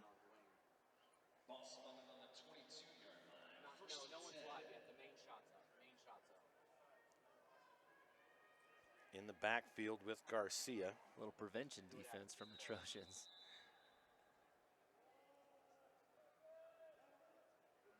Is Lynch. Garcia goes to the right side, gives it up to DeMott.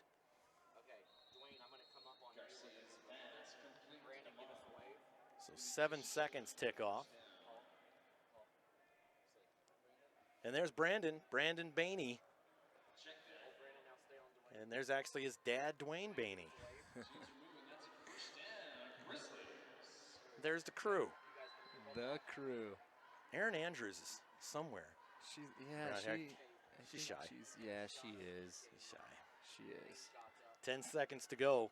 1st and 10 for the Grizz. They're just going to go deep. Just air it out. Air it out. Let's go. Empty backfield. Here we go. And the short pass in and out of the hands of DeMott. Stops the clock at 7 seconds.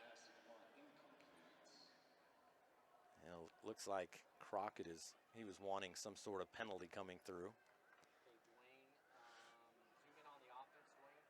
So what do they do? Leif, coach?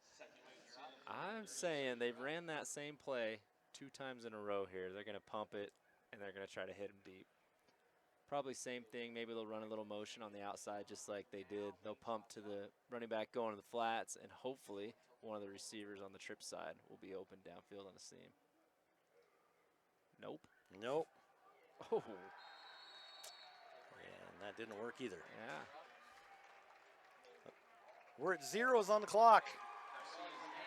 1/2 in the books. And the Trojans with a 20-point lead over the Grizz, 26-6.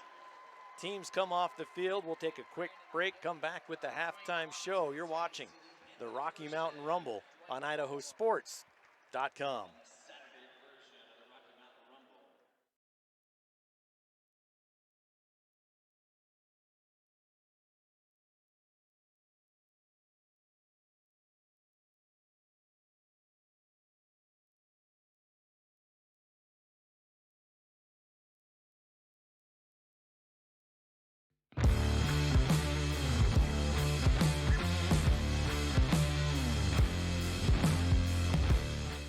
At Valleywide Cooperative, we're here when you need us. For 100 years, we have been here to help you with food, fuel, and good old-fashioned advice. And for us, serving is more than a job, it's a way of life, which is why we pour so much into the communities around us. We've employed hundreds of your neighbors. We take pride in that, and in giving back millions in sponsorships, grants, donations, and scholarships. It's our way of saying thanks. We're Valleywide, and yesterday, today, and tomorrow, we're here for you. We do things differently in Idaho. Sometimes we go east to find west, where muddy trails meet huckleberry smiles. Stars shine electric, and the wind smells like destiny. Sure, our traffic jams are strange, and not all our steaks are ribeyes. But wherever we go, our eyes never leave the road. Belts strapped and dreams packed, no distractions, no phones, focused. From here to there, it's who we are. Vaping sucks you in quick, and the more you vape, the harder it is to quit. Not to mention all the chemicals and health problems. That's why thousands of teens are joining My Life, My Quit. Visit mylifemyquit.com or text Start My Quit to 36072.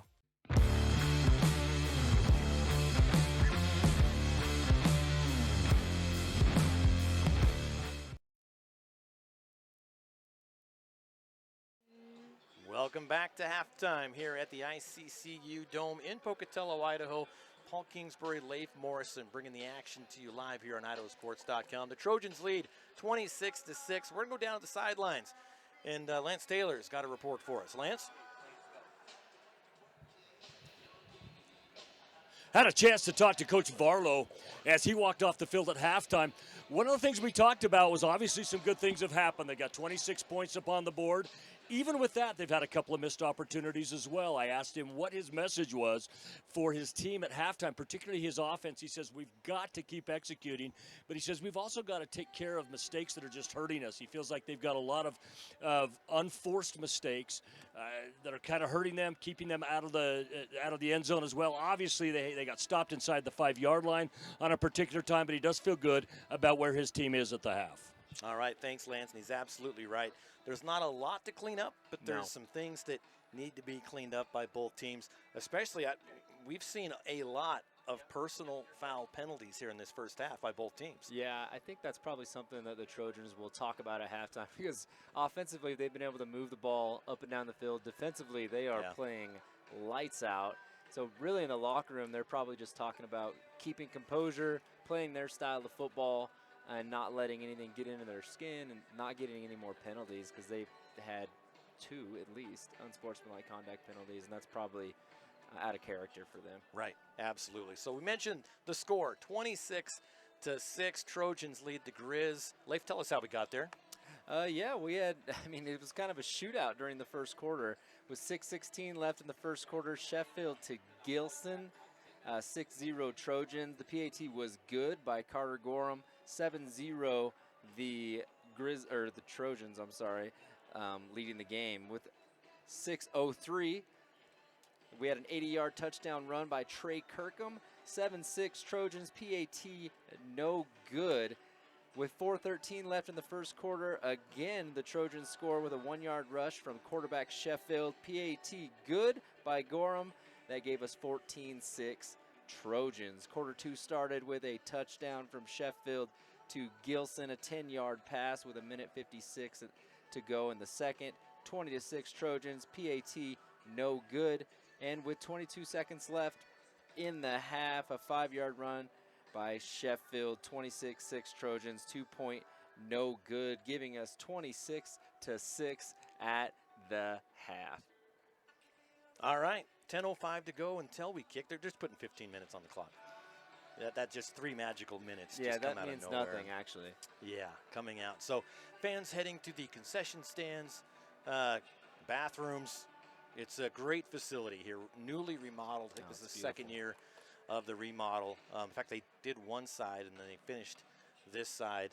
It's just an absolutely fantastic facility here at ISU. It is gorgeous. And they probably have the best soft serve ice cream around. I don't Do know. they? Oh, it's so good. I have not partaken. It is so good. Really? Yeah. Where do you get that? It's just at the concession stands. Really? Yeah. Just tell them you're Paul. And Tell I'm them Leif sent me? Yeah, they'll. Every time I tell them I know you, they actually charge me double. I'll so bet they I do. have stopped doing that. I'll bet they do. Well, if you're tuning in for the first time, welcome to IdahoSports.com. This is our Gem State Game of the Week, and we're basically making the entire Rocky Mountain Rumble event our Gem State Game of the Week, a new feature we have here at IdahoSports.com. We got 3 more games after this one, and don't forget, you can buy the download, the digital download of this game to keep forever and ever, as long as you want. Just click that banner right there on your webcast player, and we'll send you a link in a couple of days where you can download the video file of this game. Yes, it will include the commentary. You can turn that down if you want. You can turn it up if you want. You actually don't get charged extra for that. You don't. Most companies would. At IdahoSports.com, that comes free. That's right. That's just the kind of guys we are here. Yeah, just an additional add-on. Yes, don't forget, and at halftime's a great time to do it. I mean, just click that link, quick and easy order process, which was actually your nickname in high school, was Leif Quick and Easy Morrison. Yeah. It was. It was. You're right. Hey, let's do shout-outs. I didn't know if Logan was going to be up for it this game, but we're going to do some shout-outs here. Webcast at IdahoSports.com. If you want to get a shout-out in, send an email to that address only. Don't go to the website and find my address, because I got a bunch of shout-outs to my personal email last night. So if you want to give a shout-out to a player, a team, you want to let us know where you're watching from, send that shout-out to webcast at IdahoSports.com. Last night we got a lot from one of the teams in California where they were saying, this kid can't come home unless he scores. And when we're saying he's from California, he is going home. He's not staying here in Idaho. I think the Utah fans appreciate that. Yeah, humor as well. You guys know what we're talking about. We're in this together. We're on the same team. We actually had the sheriff escort the California bus out just to make sure they to the Utah border. We're not turning around until you're at least in Utah. Not our problem. That was mercy. This has been an interesting game, guys. You know, I'm just coming from my perspective, but it really looks like the defense from Morgan is just stifling.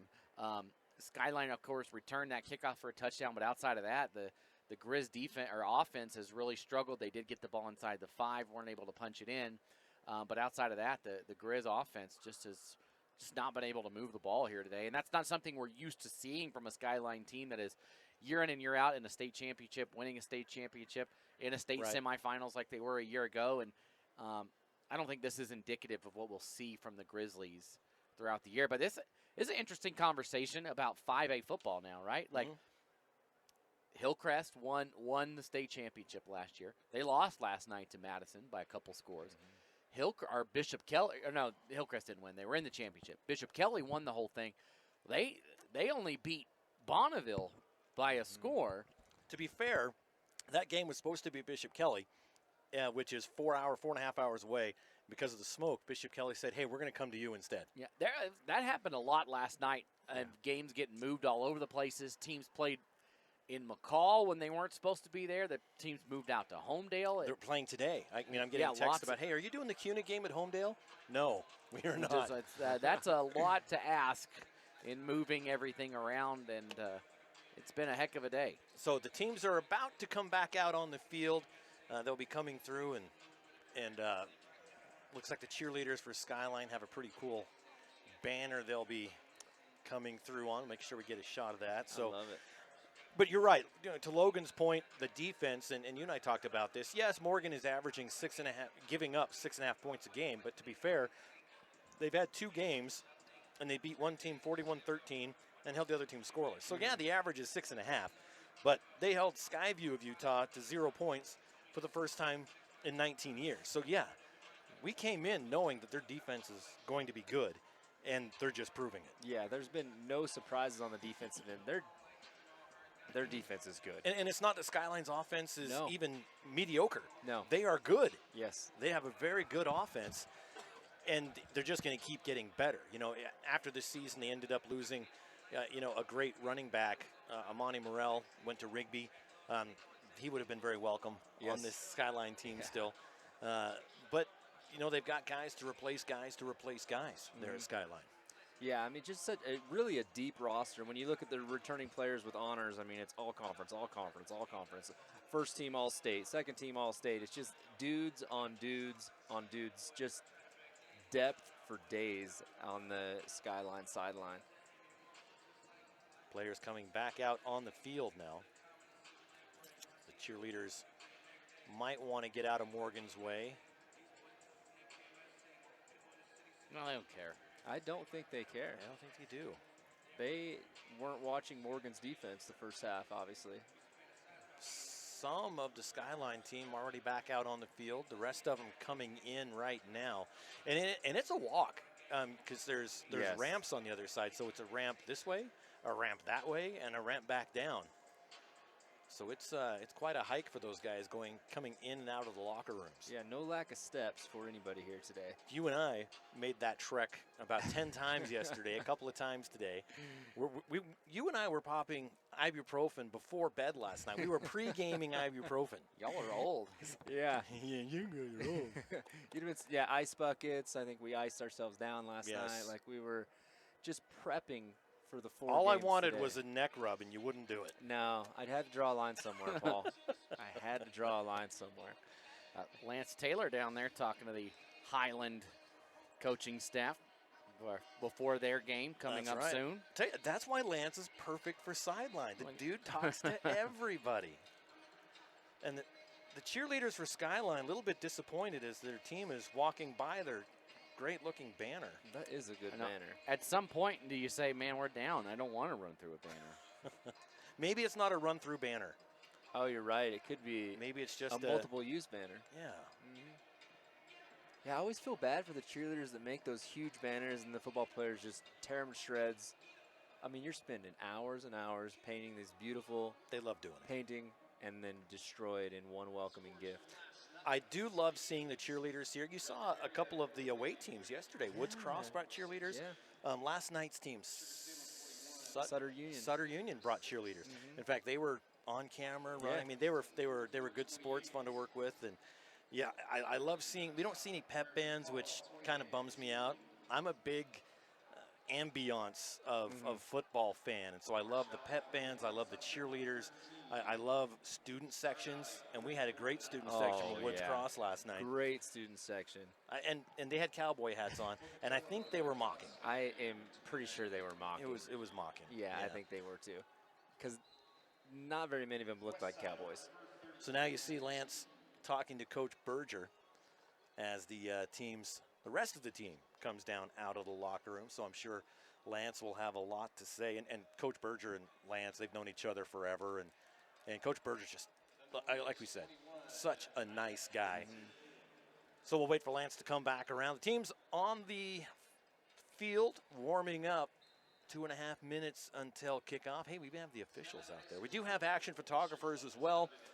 So there'll be action photo galleries on IdahoSports.com in the next day or two. And don't forget to buy your copy of the direct download. You'll be sent a link in a couple of days to download the video archive. It's an MP4 file of this game.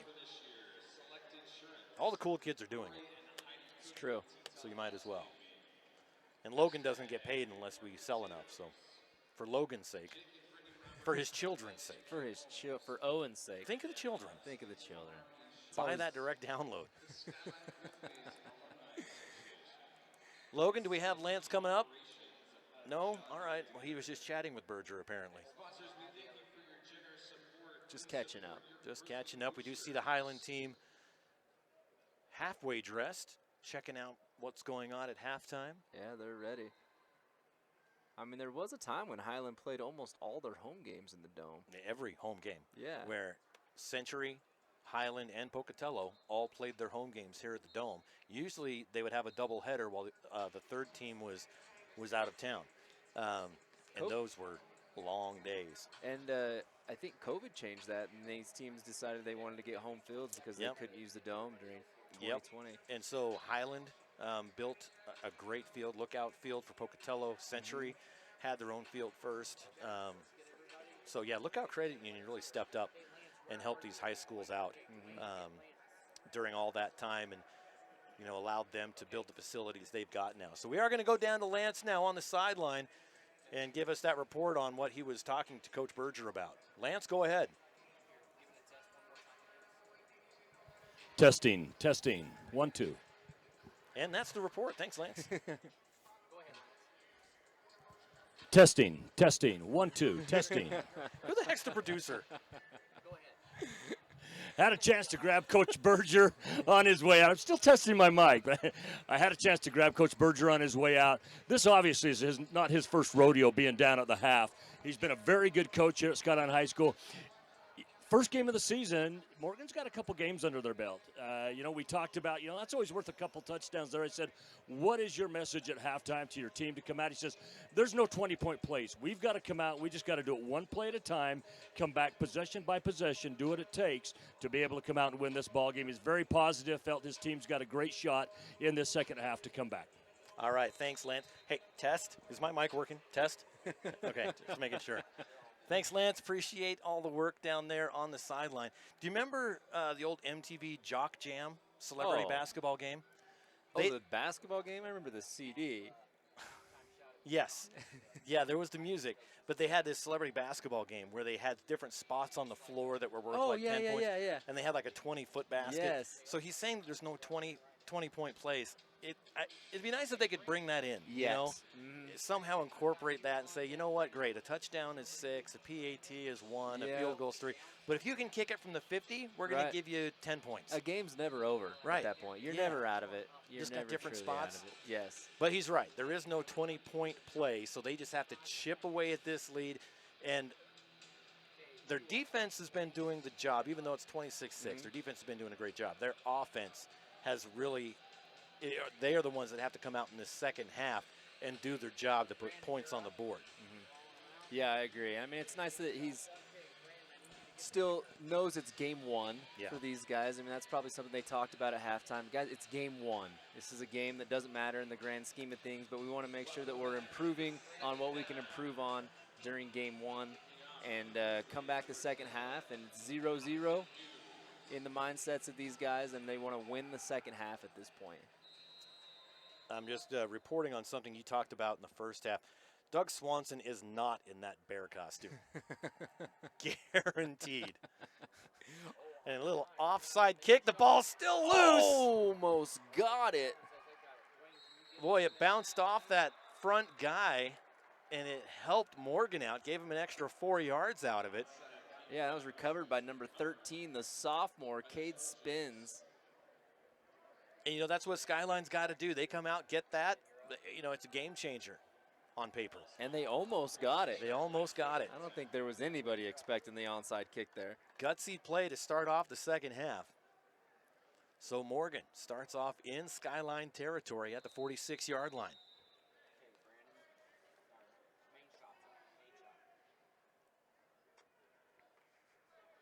Back to pass. Has time. And just threw behind his runner and almost intercepted. It was by Taylor. Taylor almost had that ball. He was shaking his head like, man, I should have had that. But he was too busy playing good defense on the wide receiver. Doing his job. Doing his job, exactly. If he would have intercepted that, that would have meant he was getting burned. Yeah, exactly. No one will talk about that if he intercepts it. No. Yeah, great interception.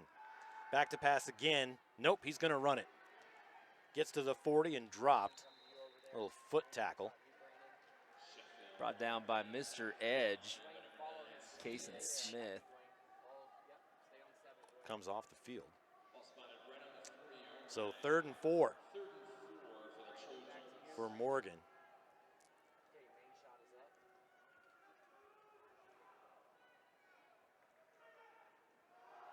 And the run met immediately. Nice job on the offense. Able to get a couple of yards out of that where he should have been down. For a loss. For a loss. Drew Korth, nice job. Don't forget the email bag's open, webcast at IdahoSports.com.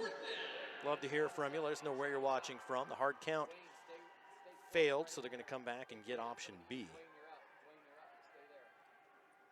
And they're going to go with option C instead. He shook off the sign. Coach is saying, you don't shake me off. You don't shake me off. Back to pass, looking. Has a man, throws. And I wonder if they're going to flag that.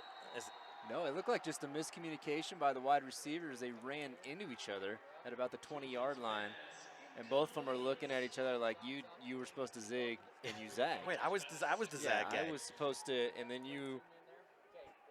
Well, great defensive stop, just like you said, Paul. What do we need to see from Skyline? A good defensive stop, and that's what we got. And they have to get their offense back out, and their offense has to do their job. You know, the defense can do their job all day long. Right. But if the offense can't put points on the board, and really the defense is, well, that it was a run back. Yeah, exactly. So special teams have scored. Yeah, the offense really hasn't been able to punch one in yet. So Garcia, Lynch to his right, it's handed off, given to Crockett, and Crockett looks like they might. Nope, it's going to be down for a loss of 3. So 2nd and 13 for the Grizzlies. And Tate Steele with the tackle there for the loss. We've called Tate's name a few times tonight too. Big number 4, also an edge, defensive end.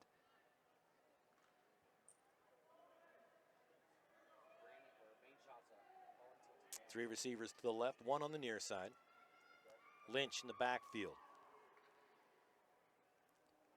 Garcia takes the snap, rolls to his left, looks in trouble, and he's going to get sacked for a huge loss back inside his 25-yard line. And again, Tate Steele and Bridger Ostrander on the sack there. And Crew Galbraith running off, really favoring that left arm for Morgan. Hope he's okay. Jeez, Morgan's defense is just something else. So 3rd and 21, ball on the 27. It's a long way to go. First down is at the 48-yard line. 3 receivers to his right now, 2 on the left. Nobody in the backfield. They air it out over the top and overthrown, trying to get it to Crockett. And just barely overthrown. Just barely. If it was a half yard shorter, he'd have been running in for 6. It looks like he's a little hobbled up there. Crockett's kind of jogging back with, he looks he's all right now, maybe just a small cramp. He doesn't want to run all the way back to the huddle. No, he's getting a little tap out here. So Crockett will come off. And coming onto the field, number 12, Cooper Thomas, sophomore. Not what you want to see for a first series at a half if you're Skyline. Again, defense did the job. Offense, well, I guess you could say Morgan's defense did their job. Yes. Ooh. I don't know if got a hand on that or not. caught at the 43, hit immediately by Kirkham. Kirkham drops him at the 41. That's a fine how do you do. Yes, sir. For Drew, is that Korth? Yep. It was, yep. Yeah, you're going nowhere is what Kirkham said. But still not bad field position for Morgan starting at their own 41. With Morgan's high-powered offense, really, hasn't been any bad field position. Right, that's true. Ted Parkinson in the house. T-Park.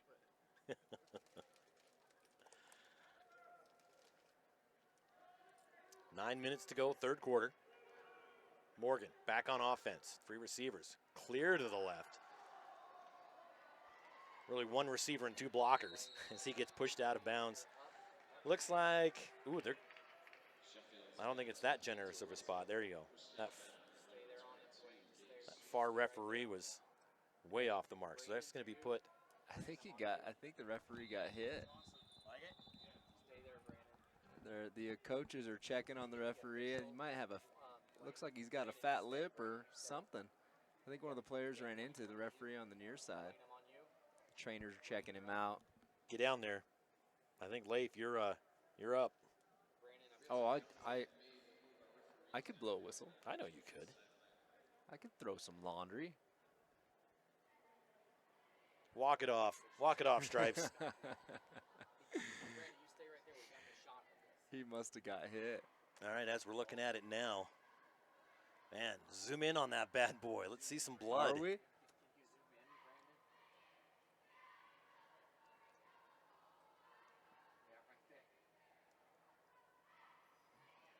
Could be all right. How many fingers? How many fingers? I think it's more how many teeth. It's a dangerous game out there for everyone. It really is. Really is. You know, head on a swivel. Head on a swivel. That's right. We're good to go. Good job. Good job. Oh, all right. The crowd gives him some love. I like it. I like it.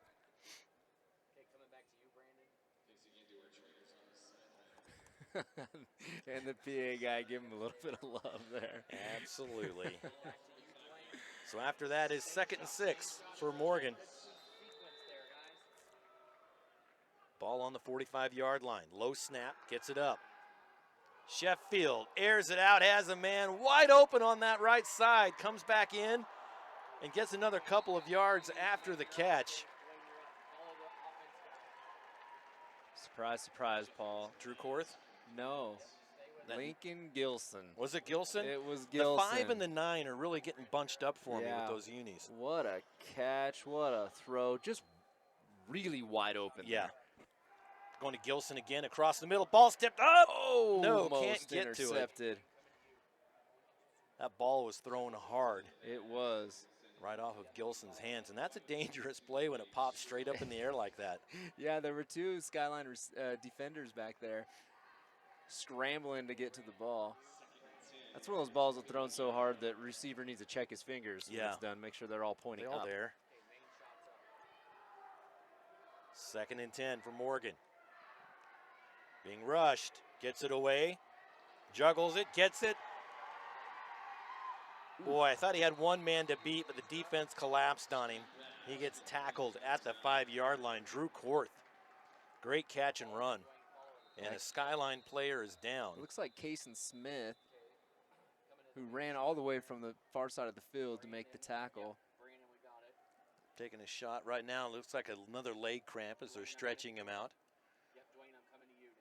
And the official there, who was next to him, going, yeah, we just had a timeout for me too, buddy. It's okay. I feel you. And Smith's not somebody, I mean, when you're short down in distance right here, Smith's not somebody that you want off the field. He's going to have to take one play off at least. You know, I've said this before. People say, oh, good, it's only a cramp. Have you ever had a cramp, sir? Oh, they're the worst. You know, middle of the night. Oh, they're the worst. Wakes you up, and they don't go away. You know, once you have a cramp, they come back, and you end up having, for days, but even during the game, it's going to come back. And you always feel like you're on the verge of having another cramp. Yep. Yep, always a little bit worried. You can have as much pickle juice and mustard on the sideline as you want. It was yesterday's hydration that stops the cramps today. Preload. Well, it's good to see Smith's up. He's had himself a really good game today. Yep. Smith, a senior. Big part of this defense for Skyline. No scoring yet here in the second half.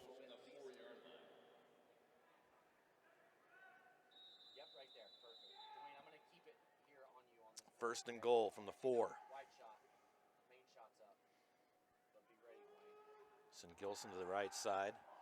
And it's intercepted! Intercepted at the 5. One man to beat, and it's the quarterback. Ends up getting tackled on the sideline. 22, Taylor. Gage Searle, number 22. Oh, I'm sorry. Oh, he is on the turnover throne right now. His team's bowing down, just loving it. Go to the throne. They've got the turnover throne down there. Oh. I'm sorry, yeah, Gage Searle. What a play. So a great play for Skyline. Gets them back in business as Morgan was on the 4-yard line, ready to put this game away.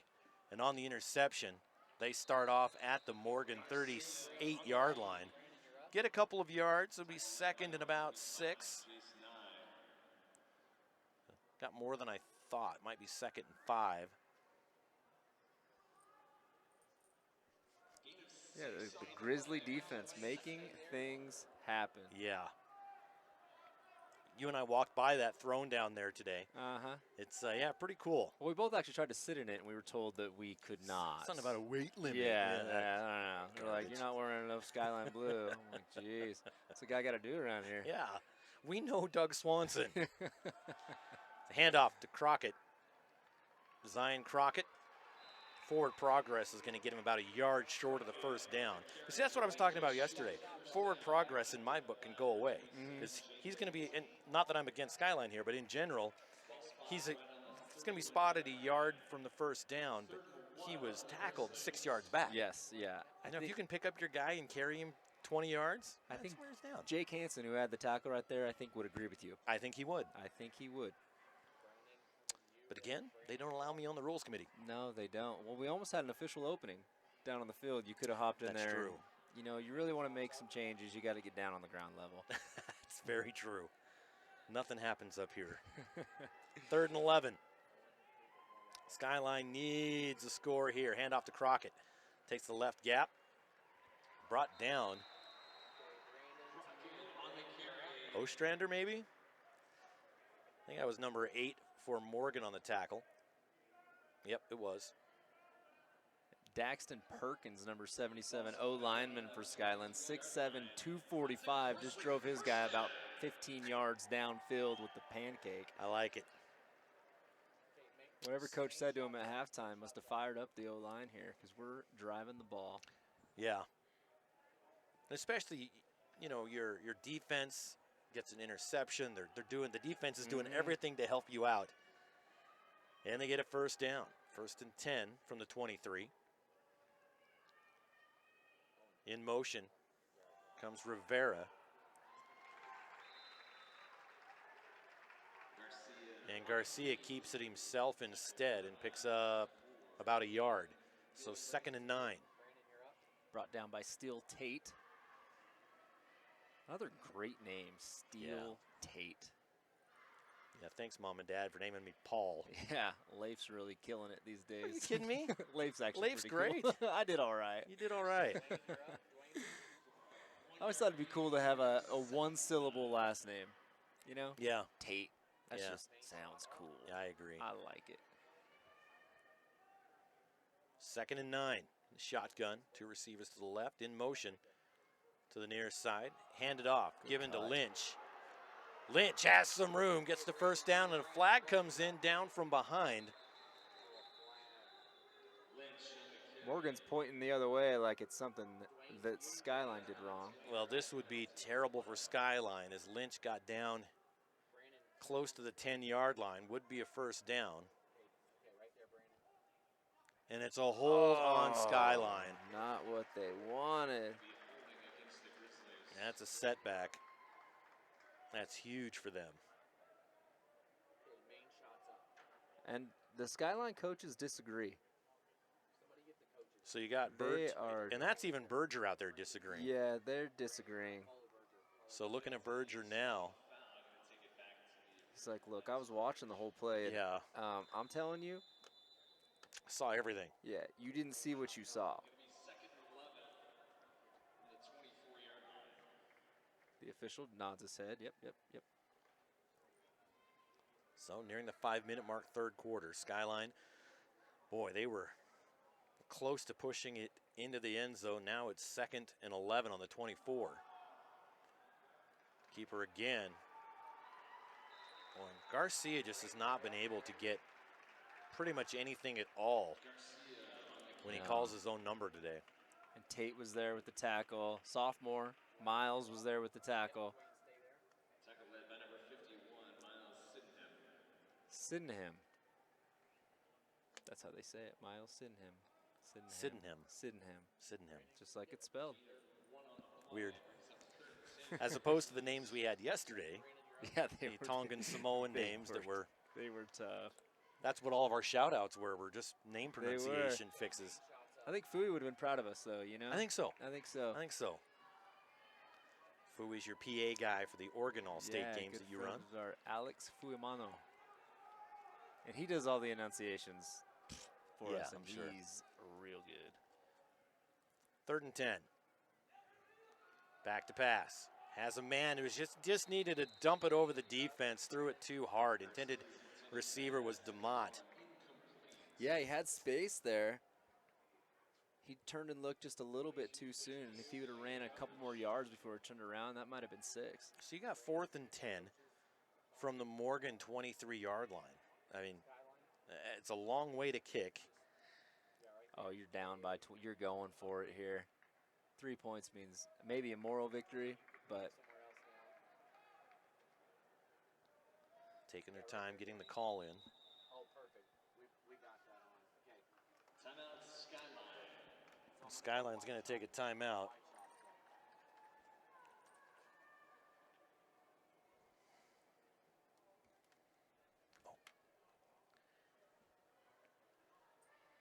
Yeah, Mountain Dew. A Mountain Dew? Yeah. Might as well talk, yeah. Yeah. My sister's kind enough to bring us something to drink here to the booth. My sister who lives in Pocatello. Yeah, your sister's my hero. She's my hero too, you know. She's regular. Great. Better not be diet. Not that I'm picky.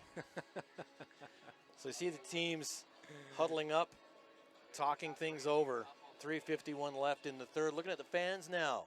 Morgan fans right now. Morgan fans checking it out.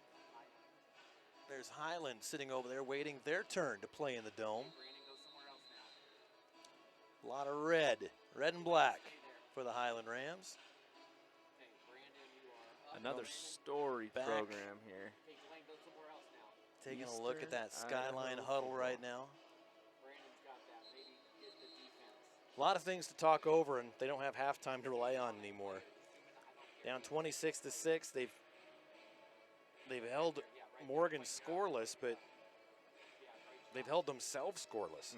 I mean, they were on the 10-yard line with a fresh set of downs, and a hold brought them back to where we're at. So 4th and 10, not to be too dramatic, but they don't get this, it's going to be pretty tough sledding for the rest of the game. We're needing it for sure.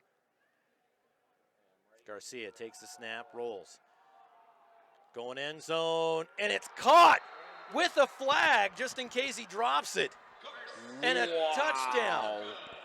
Garcia to Kirkham from 23 yards out. 3:43 left in the third. And talk about clutch. Skyline needed the points. They got the points. They're back in business. 26-12.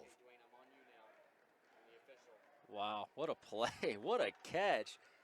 Some of the catches we've seen today have been outstanding. Outstanding.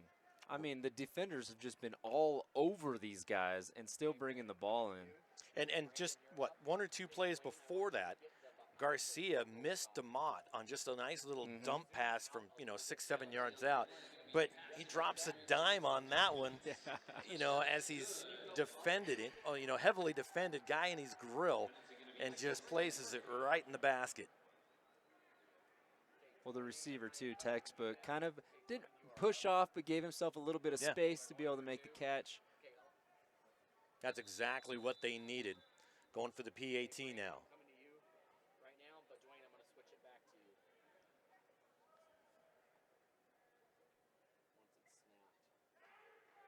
Kick is up, and Carmine helps out his own cause, gets the PAT. 26-13. They're still doubled up, but it's not as bad. Well, it's nice to see Skyline moving the ball down. The old season average for the Trojans is going to go up a little bit after today's game from giving up 6.5 points.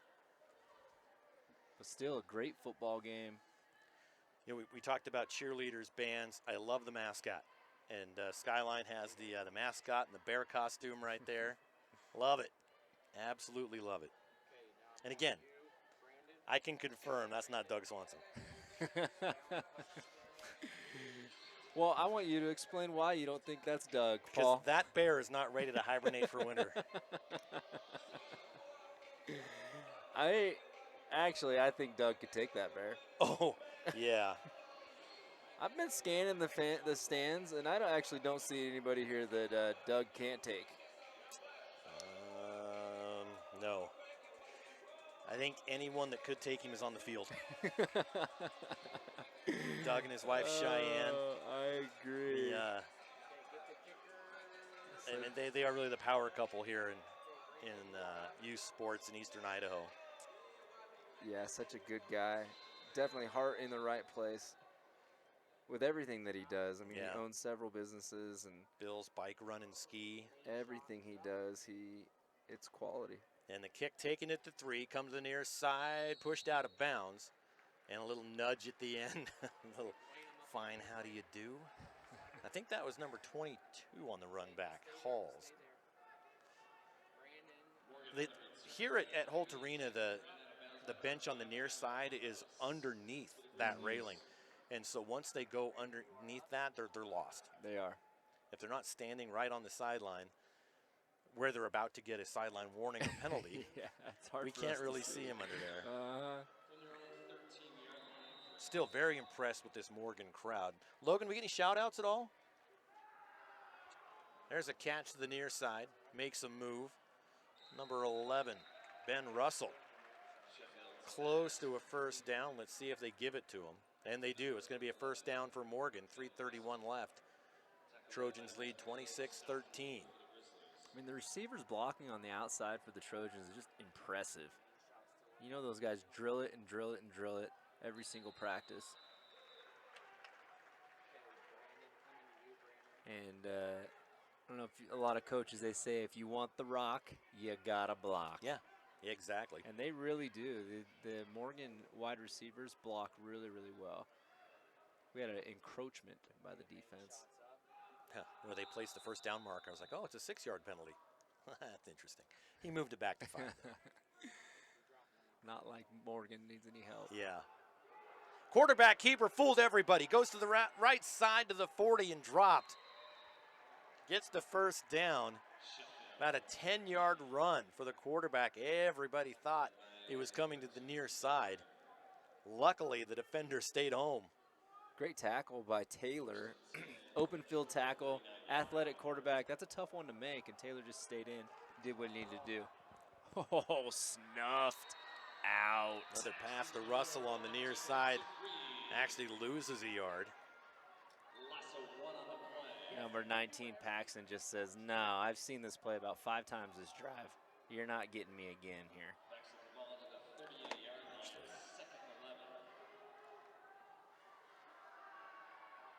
Pass downfield, almost intercepted. In and out of the hands of Taylor. Taylor's been all over the field today, too. He's shaking his head, wishing he would have caught that, but that was well out of reach. Yeah, I mean, it would have been a fantastic Oh, catch. yes. And very welcomed by the Yes, Skyline faithful. But it wasn't something he missed. No, it definitely was nothing. You know, we're not going to fire him. Yes. Big pass. Coming across. Caught. Oh. He catches this one. Russell avoids 2 tackles, 3 tackles, and then tackled from behind at about the 27-yard line. Russell, the first down and a lot more for the Trojans. Man, just a great throw and catch. Oh, Russell doing the right thing right there, tossing the ball back to the official. Instead of turning around and just throwing it. Yeah. Go get it, Stripes. Fetch. Takes the snap, hands it off, gives it, makes a nice run. Gilson with a 13-yard run to the 11-yard line. First down for the Trojans. Brought down by Lopez, the 6'2", 210 D lineman. There might have been an extra shove in there somewhere. The Morgan crowd was unimpressed by what just happened after the end of that play. 1st and 10. Handoff again, spin. Korth gets dropped. Good stop. 2-yard loss. 2nd and 13. Clock running here in the 3rd quarter. It's a great tackle by Southwick in the backfield. Number 28, listed as a linebacker. 5'11", 215. Kind of glad I didn't go to Skyline. I don't know if I would have played. These guys are monsters. Quick pass, near side to Hurd.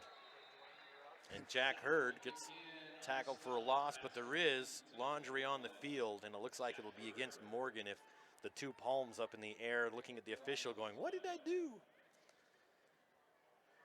Southwick getting the tackle, going sideline to sideline. And it's a hold, and it'll be decline. It was a tackle for a loss. That's true. I think they want to take the down Yep. here. So 3rd and 15.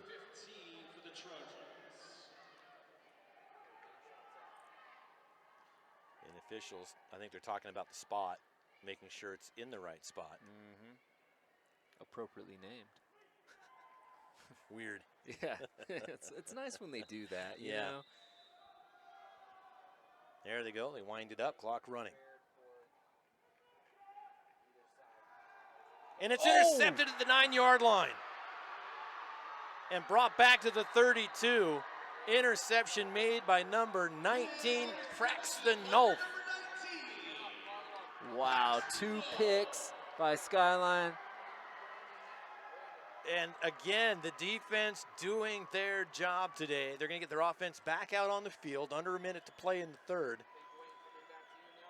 Yeah, that looked like a miscommunication on Morgan's end. I mean, Beck and Ben, number 11, and the quarterback, are having some conversations on the sidelines. One of them did not do what they were supposed to do, and they're both telling each other it was not them. And Nolf came out on top on that mistake. Yeah.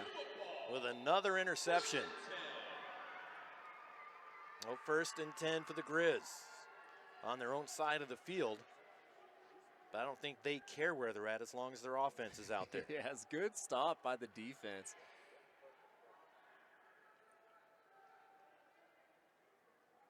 And there the timing was right. They got flagged for that early on. Garcia's going to tuck and run, goes to the sideline, gets about 5 yards, a little shove at the end. Might have gotten 6. Garcia's got some wheels. And Galbraith back out. We saw him limp off the field in the first half. So glad to see him back healthy. Yeah, he's not someone that you want on the sidelines, especially when you're trying to march the ball down and get 6. My mom's maiden name's Galbraith, so he could be my Cousin? long-lost Yeah. relative? Yeah. Something? These Idaho, Utah Galbras, there's a couple of them. Yeah. Handoff goes to far side. Lynch gets the first down and more. Almost to midfield. It's not just a tackle, it's a 2-point takedown. He's just weaving in and out of defenders there on the outside. And whatever the Skyline told their offensive line at halftime, it is working now. They're getting great protection and good push on the run plays. Lynch, just a junior, great runner, like you said, inside, outside, good footwork, good lateral movement. And he can take a hit. Yes. 1st and 10 from their own 49-yard line. 16 seconds, clock is running. Takes the snap, Lynch again. Lynch gets into Morgan territory, but just barely. And the clock is still running. And I think they're just going to let the quarter run out, and they do. Zeros. 3 down, 1 to go here in game 1 of Saturday's Rocky Mountain Rumble. We're going to take a quick break, and we'll be back for the 4th and final quarter of play here at the ICCU Dome. You're watching the Rocky Mountain Rumble on IdahoSports.com.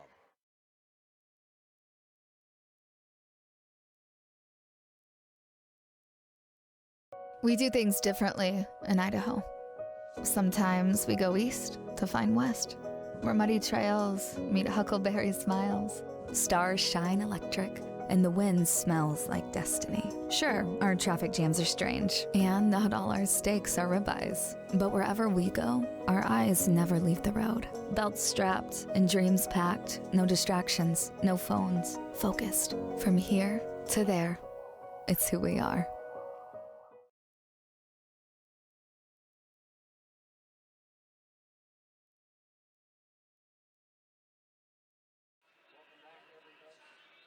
Welcome back, everybody. We're going to check in now downstairs with Lance Taylor. Lance? Obviously, there's a lot of excitement right now on the Skyline sideline. You know, they got the couple picks to kind of even up the pick battle today.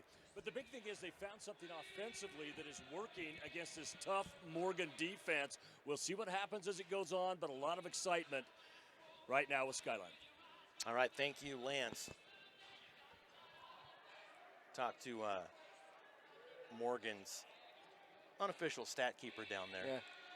Gilson right now has 282 yards. Oh, mercy. And that honestly does not surprise me. Yeah.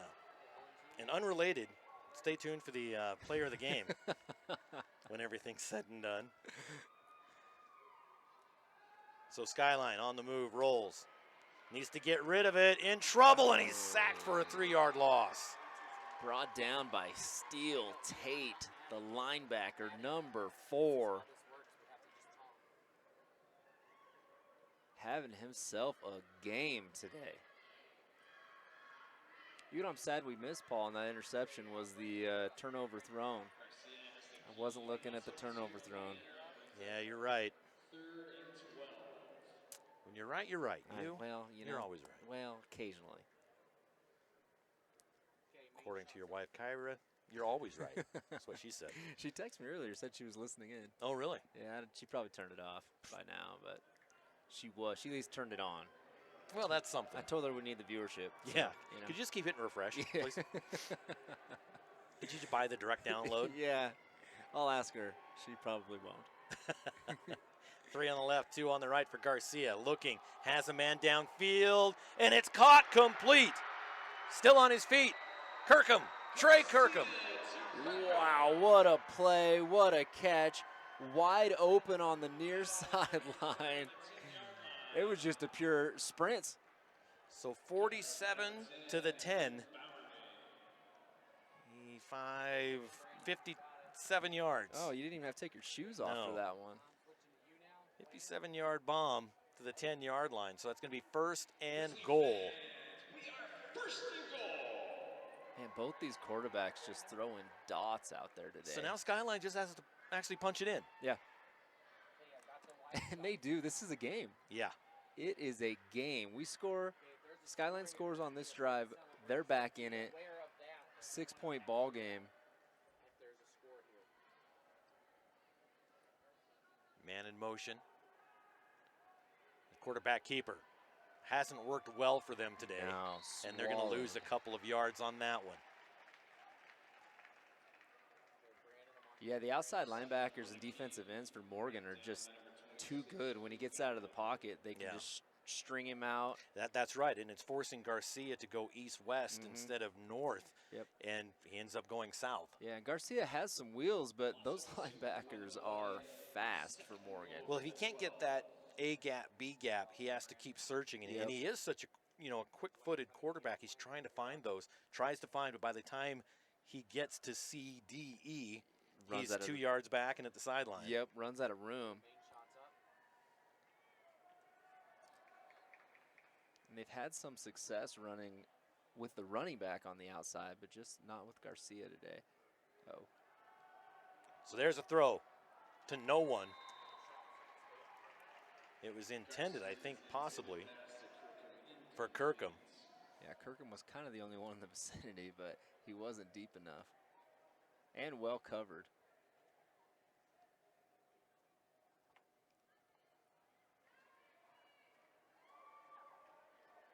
Pretty big third down here. Obviously, you're in fourth down territory. Yeah.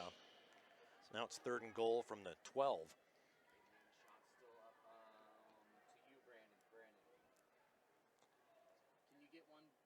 That Morgan sideline. Coach is doing a great job in this game today. Here they go, spread out. 3 on the left, 2 on the right. Takes the snap. Goes end zone, has a man, overthrows him out of his hands. Kirkham wanting a flag, not going to get it. Man, great defensive play by your guy, Gilson. I think he actually tipped the ball when it was in the air. He was all over him. Yeah, he tipped it and might have had a hand on his back when he tipped it. Just a nice basketball play. Well, Yeah, great defensive play there. So a huge 4th down. Huge. For Skyline. Down 26-13.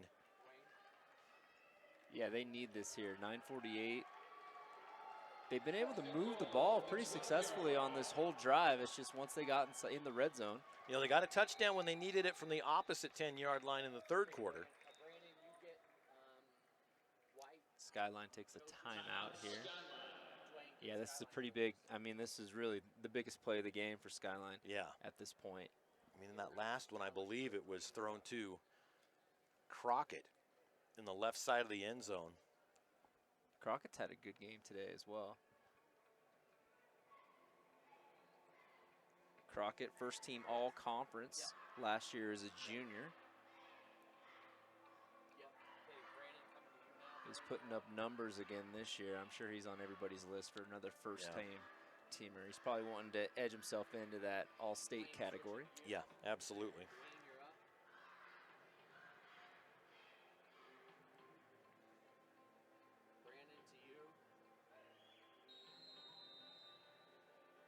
And the Grizzlies last year averaging 33.75 points a game. Today putting up 13 against a really stout Morgan Trojan defense, who has only been giving up, 6.5 today, and last year gave up just shy of 19 all season. All right, here we go. 4th down.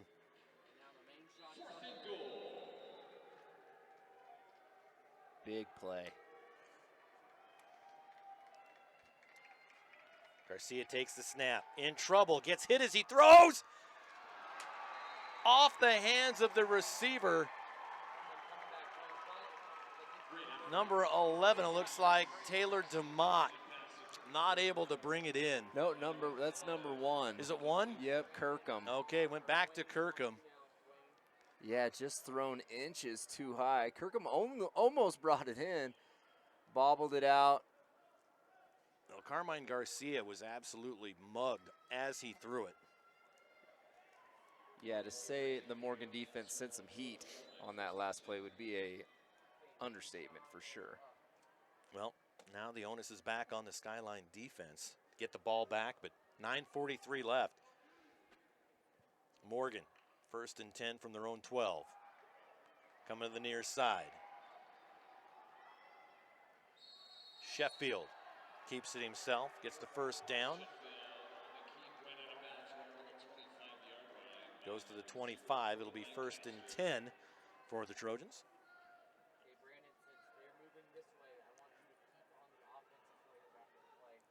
Boy, and that assistant coach for Skyline in the red jersey he's the attack dog for Skyline. Good pass, stays on his feet, gets the first down. Should have got the first down. Yeah, it looks like they're going to be inches shy. Oh, they're giving him the first down here. Move the chains. So it's now going to be first and 10 from the 35. Ball on the 35-yard line, first and 10. Sheffield in the shotgun. In motion goes Gilson. It's a handoff up the middle. And tackled on the opposite side. Nice run by Drew Court.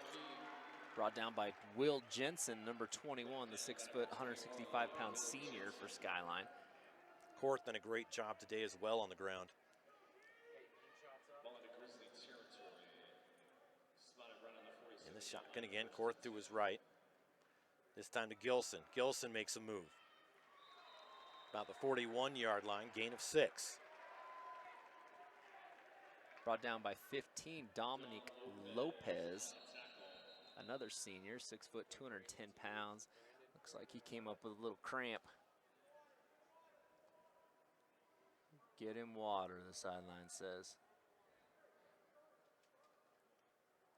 Oh man, those are the worst. Yeah. Taking a close-up look at stretching the cramp out right now. Oh. Yeah, that one doesn't look like it's given away either. Yeah. Okay, Brandon, go get something. Or Brandon, you're up. Dwayne, get something else now. I mean, Skyline, they're getting coached up over there. They are. They are. Saying, hey, we just need a stop. Get us a stop. Basically, you have to just say, okay, who wants to cramp? Because we need a timeout. That was Lopez, Dominic Lopez. They're going to try and work on that cramp on the sidelines. Lopez, who got the tackle last play. Yeah, they need him out there. So to reset things, second down, 4 yards to go for Morgan. Ball on the 41-yard line, 8:57 left in the game. Sheffield in the shotgun. Hands it off. Nice run, giving it up to Canyon Leonelli. Tackle by Will Jensen on the outside. Defensive backs had quite a few tackles today. Gets the Italians involved. I like it. Yes. Leonelli. Good run. Picked up a first down to the 28-yard line. Leonelli again goes to the left side, has room, and gets tripped up. Tripped up right at the 25. Paxton Nolf. And Nolf had that interception. That was really, might have been a touchdown-saving tackle. Yeah. There was a lot of green grass. So 2nd and 6. Little dump pass, given up to Gilson. Gilson to the near side. Oof, a collision right at the 14-yard line.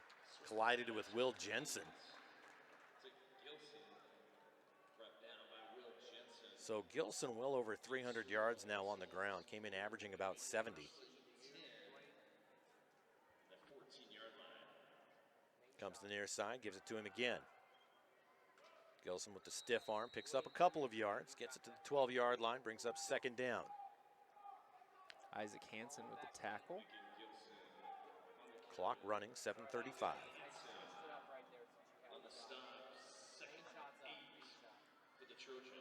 Tried to draw him off sides and nothing going there.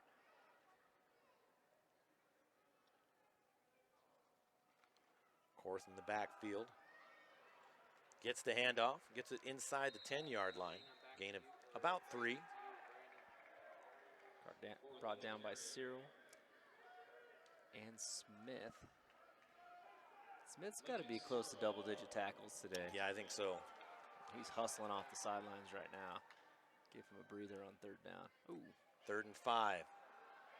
Gave it back to Korth. Korth gets it inside the 5. Close to a 1st down. There is a flag down. They're going to talk it over.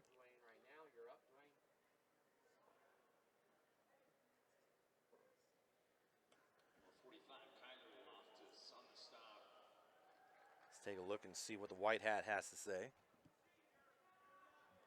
All right. Illegal procedure on the offense. Moving them back. So illegal procedure moves them back. It'll be 3rd, should be about 3rd and 11. Actually, no, it was 5 yards, so it should just be 3rd and 10. 3rd and 10. The math is mathing. It is mathing. I didn't go to math college.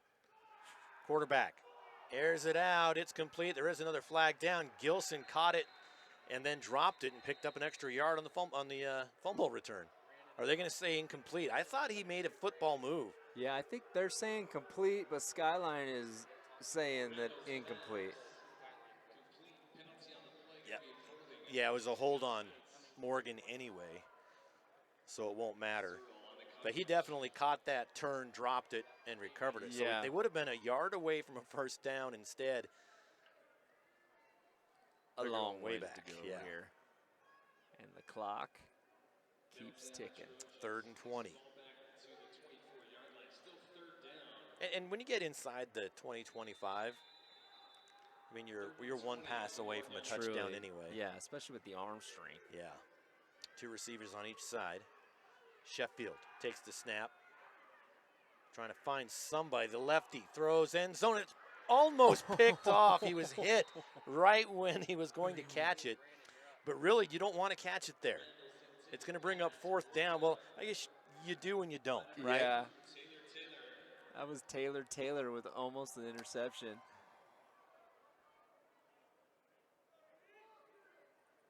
And he's wishing he would have caught it, but I mean, I guess you always want the ball if you get the opportunity to get the ball, even if it's at the 1 yard line. Grizzly fans, it's 4th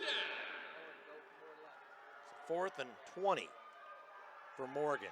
Has time, has all sorts of time. Now being rushed out, and he's going to get sacked for a loss. Big quarterback sack. Brought down. And number 25, Sawyer Danielson. Skyline, great job defending the pass. You knew it was going to be a pass, so you just kind of fall back. Yeah, Sawyer Danielson he'll get credited the sack on that, and Kason Smith was the one that kind of ran him around, made the quarterback stumble, and he's just all over the place today. Great defensive stop by Skyline. Just what they needed, really.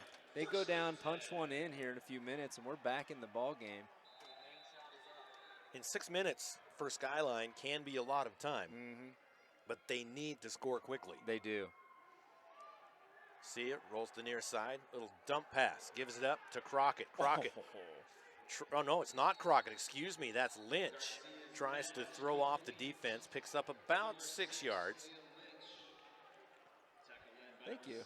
Got my sister here, my nieces Very hydrating nice. us with Great. Mountain Thank you. Dew and Coke Thank you Zeros so and much. coffees. Thank you, guys. Coke Zero. Yeah. You know, 0. Yeah, give me my Mountain Dew. 0 sugar. Do you remember Jolt? What's that? Yeah, it looks pretty good, huh? The old drink I Jolt? do remember Jolt. All the sugar, twice the caffeine. Yeah. Unsure why my mom would allow me to continue buying that. But it was very tasty. There's a throw, and just well overthrown. Intended. Yeah, I took my glasses off to get my Mountain Dew. Oh, yeah. Well, when you Victor Rivera. You're supposed to have better sight when you drink Mountain Dew, aren't you? Isn't that kind of one of the That's benefits? probably what of ruined it. Yeah, Garcia really put a lot of gust on that throw. Yeah. Just a little bit too much. He had the receiver open. My guy can't catch it. Nobody can. Exactly. If he'd have thrown a little bit short, might have had some positive yardage there. But still, 2nd and 5. I like it. Or 3rd and 5. Sorry, the yard marker hasn't changed yet. Now it has. There 35. we go. 3 receivers to the right, 2 on the left. That tends to leave Garcia exposed. Airs out. Over the top, and a diving catch for Zion Crockett. What a catch for Zion to the 35-yard line. Wow, a gamer. And Skyline needs to get set. The clock is running as we near the 5-minute mark. Takes the snap, rolls to his right, looks, throws, and out of bounds it goes, trying to get it to Crockett, but he got a little shove in the back, and now there's little scuffles going on inside. You actually saw number 51 from Morgan, not a swing, but more of a swipe at the player, Miles Sydenham. Let's see what the officials do, if anything. Looks like just some strong words. Hey, knock it off. The moms in the crowd saw it, I'll tell you that right now.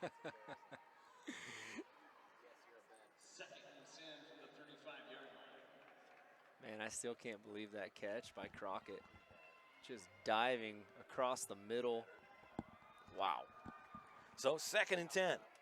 3 on the right, 2 on the left. Garcia takes the snap. Being rushed. Gets hit, caught, complete for the 1st down to about the 23-yard line. Good catch to number 11, DeMott. They've gone his way a few times, been out of his reach, most of them. Makes a huge catch there. Fresh set of downs for the Grizz.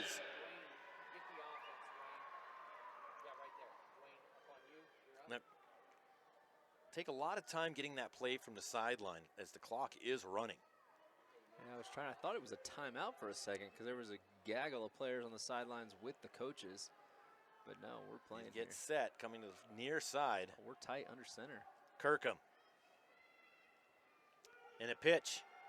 Goes to Crockett. Crockett stays on his feet. And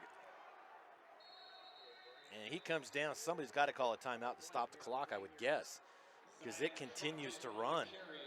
It's just a good old-fashioned rugby scrum right there.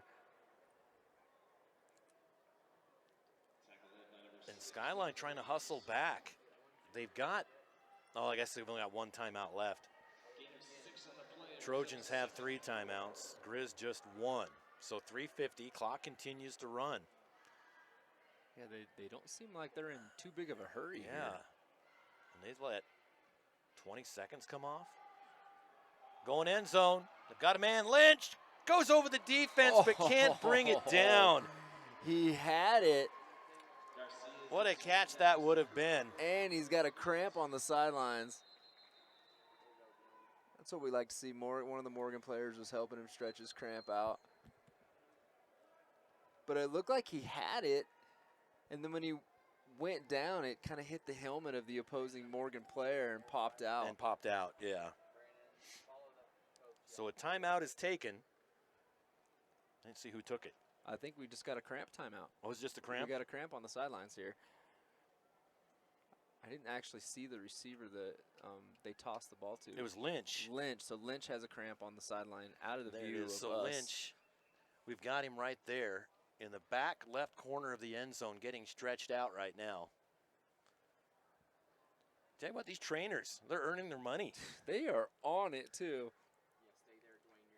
You're up on him. Okay, we're going to come out to Brandon. Taking a look now at the Morgan team. Getting a free timeout. We got some of the Morgan coaches having some conversations with the white hat and another official. I think they're explaining some rules to the white hat. Some clarification on.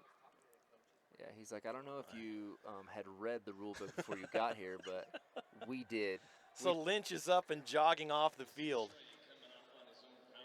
He's beating the trainers off the field. I think he could beat a lot of people off the field. He has got some wheels and has had a good game today.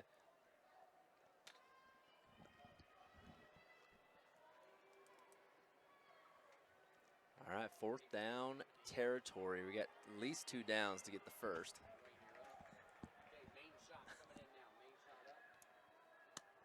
Third down and 4 in the eye. Power up. We got 3. Power, yeah. But you've got Crockett in the very back, so you kind of know where it's going there, and they do. Student body right. Gets the first down, stays on his feet. And yeah, you want to get all the yards you can, but once you get that, go down, get back up, and get set. Man, the Skyline crowd is getting rowdy over there. Yeah, see the fans over there, the Boo Birds coming out.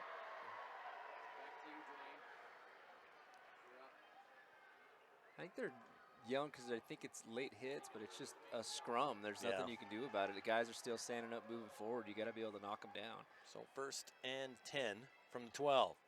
Pitch to Crockett again. Comes to the near side. Goes out of bounds. Picked up about 5. They go to that short side of the field. You don't, and with that defense that collapses, you're going up against 5, 6 guys and the sideline. So yeah, you're going to pick up yards, and it looks like he picked up 2 or 3. But you're not going to get much else on that. No, and sometimes you call that strategically because there's a defender over there that you want to target, or somebody that's not as good maybe on the wide side of the field. Down 2 scores with 3 minutes left. Just want to punch it in. Yes, they need to. And here we are again, same formation. You got to wonder if they're setting them up for something. Yeah. Give it to the second guy this time. I want to. Yeah, it is Bennett Southwick. They better hurry. Yeah, they've under 3 to play now. Yeah, the sense of urgency just doesn't feel there. Linemen are looking a little gassed. Game 1. Conditioning from just 2.5 weeks of football. And we're back to normal Skyline formations.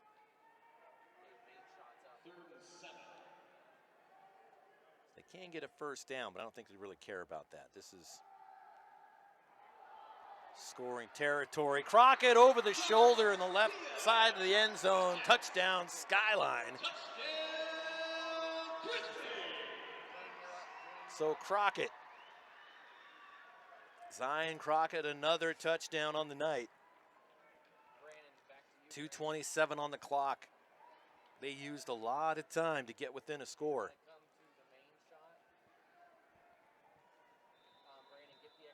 And I guess they have to get this extra point to really get there. Carmine Garcia set to kick the PAT. It's up, and it's good. We have a ball game, Paul. So hanging on to that timeout, such a good idea.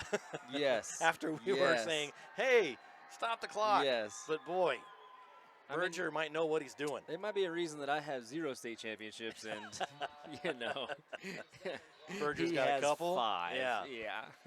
So down 6, 2:27 left. Morgan cannot be in a hurry. No. I mean, milk that clock for all it's worth. Taking a look at the teams now, 2 completely sets of instructions for these teams. I mean, it is, you tackle a guy, you get off of him. Yes, yes. Get the ball to the official. Yep. And get rolling. Hand deliver it if you have to. I mean, and a good officiating team in this position will also be a little bit quicker in their steps. Yes, yep. You hope. Well, and you got to wonder if Skyline's going to come out with another onside kick, or really what they are going to do. All right, we've got Lance down there ready to chime in. Let's just go to him really quick on the sideline.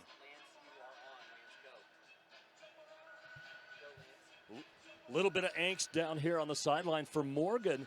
Having not scored here in the second half, the Grizzlies putting up a couple more touchdowns and bringing it within a single touchdown game. Right now, there's a bit of worry. They're pulling the players aside, really giving them a lot of instructions. They do not want to give up this lead.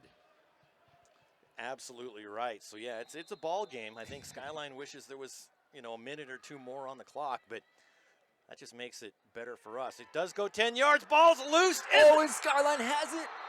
And he stays on his feet. Oh, they're going to say he was down. Yeah, you can't progress an that's onside right. kick. That's right. I always forget that rule. Yes. I get so excited about it. The Morgan coaches are saying it didn't go 10 before It was barely touched. went 10. We were watching it. It definitely went 10. If they rule that it didn't, it's going to be a travesty. Let's see what they rule. What are they saying? The Morgan. Yep, Skyline gets it. So they came out in the second half and gambled with an onside kick, didn't get it, and Morgan ended up taking over at about the 43-yard line. They do it again, and they get it back at the Morgan 45. Crazy. They're saying, so the Morgan coaches are saying that it was tipped before the 10 yards. It went high. It was kicked high, and it But wasn't. regardless of where you touch the ball, unless I'm mistaken, it's a live football. It's got to go 10. It does have to go 10. But they're saying they touched it before it went 10. Like Morgan touched it before it went 10, so. Right. Wow. Yeah, I agree. It definitely went to 10.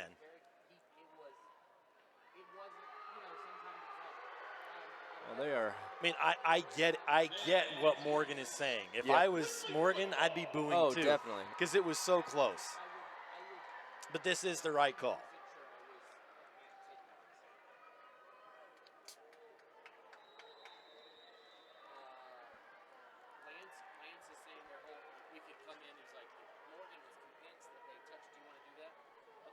Oh, yeah.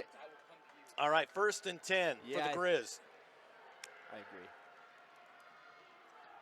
Wow. Standing on the 50. Make no mistakes. Quick pass. Give it to Kirkham. Kirkham gets dropped.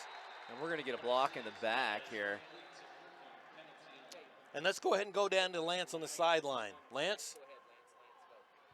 Yeah, I was standing down here on the Morgan sideline, and what they were talking about on that onside kick is they realized it wasn't recovered till after the 10 yards, but they thought that there was a tip on the ball before 10 yards. Obviously, the officials stayed with what they had, but that was the complaint coming from the Morgan side of the ball. Yeah, kind of what we thought. That was the complaint, but and valid. I mean, if you're going to argue that point if you're a coach. I think that I was watching them on the sidelines. They were saying that Skyline tipped it. Yeah. And so Morgan, they're saying they didn't even touch it. Yeah. Well, after the penalty, huge penalty. That's not what they needed. No. So 1st and 19. How's it 1st and 19? We're going to air it out. Garcia in trouble. Stays on his feet. There is a flag down. No. Oh, my goodness. It's intercepted, but there's a flag down at the 35-yard line, and 2 Morgan players are down. So let's see what the penalty is before we celebrate too much.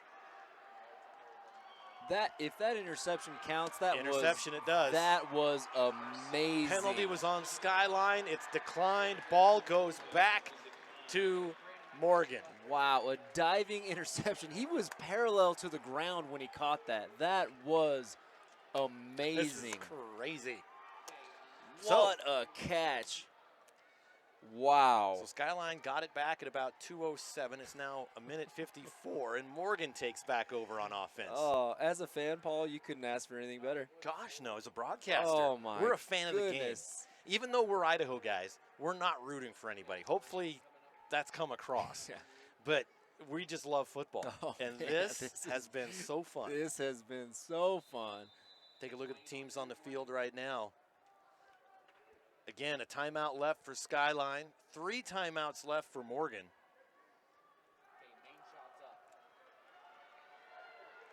And here we go. Great football game. And we're going to go back to what we said before. They're not in a hurry. No, and it's not over by any means. We got to get it. It's a handoff. Can't let him pick up 4 yards at a time. No. Both teams are still playing extremely hard. That was Korth. Korth picks up another 4 yards. And they're going to draw this out, play clock. Yeah. They're going to force Skyline to take that precious last time out at some point. Yep.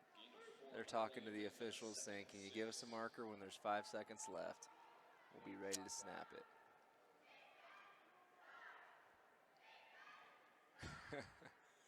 Doobie-doo. Yeah, you'll have some time in between plays to dance a little jig. Makes a move. He's open.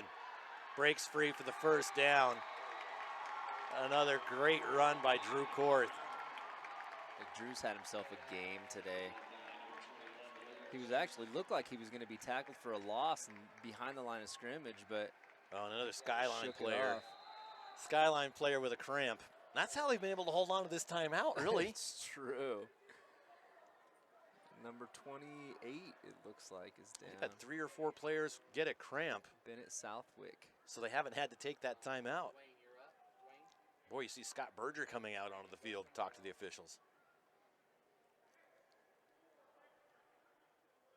Player getting stretched out down there.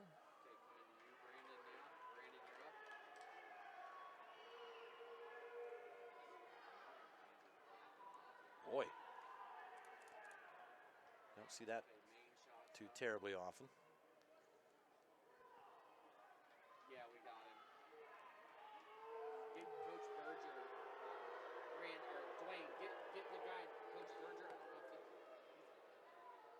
Yeah, Berger walking off the field now. Yeah, Walking away from the officials. he was pretty heated. I had him through the binoculars here, and he was saying that the offensive line is diving at the knees of the defensive line and the linebackers. Oh, and that's gonna piss off a coach, right? Even someone like Scott Berger, who's pretty even keeled, he's gonna defend his players. Yep.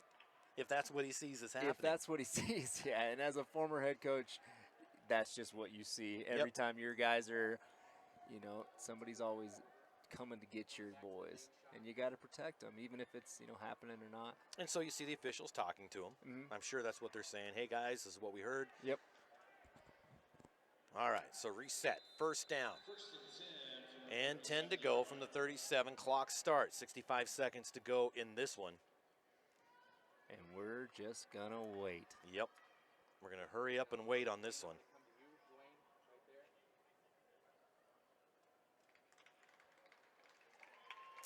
Morgan fans happy with what they see.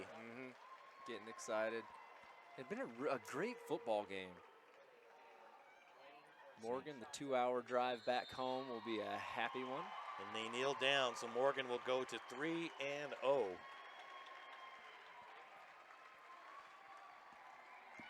Yeah, great football game today. Great athletes on both sides. As you can see, both teams just dapping it up. Good game, and a game that doesn't matter in the grand scheme of things, but a game that really helped these two teams get better. I know they'll be back on Monday watching film, improving what they can. But two great football teams that are probably going to make some noise in their own individual states. I know Skyline is always on everybody's radar to fight for a state championship. They start their season 3-0. Good luck to you guys this year. Oh, we're going to take a break, and we'll be right back.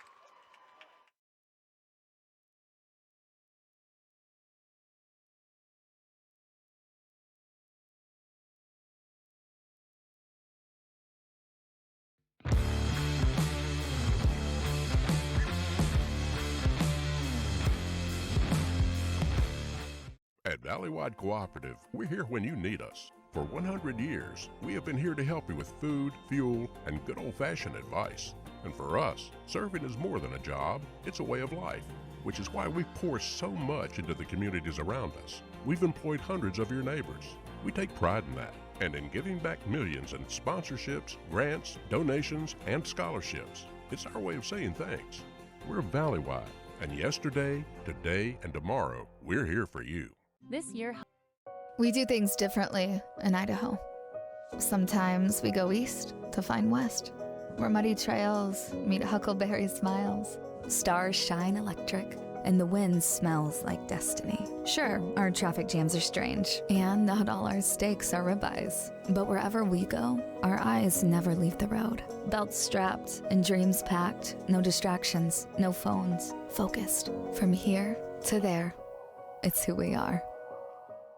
Vaping sucks you in quick, and the more you vape, the harder it is to quit. Not to mention all the chemicals and health problems. That's why thousands of teens are joining My Life, My Quit. Visit mylifemyquit.com or text Start My Quit to 36072.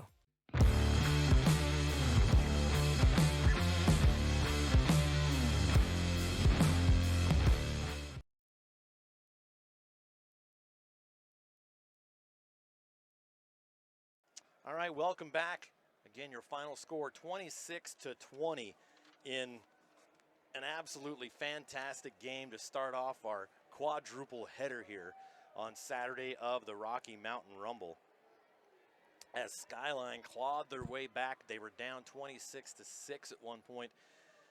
Clawed their way back down. There just wasn't enough time for them to make their comeback between interceptions, fumbles, penalties, a little bit of everything going on.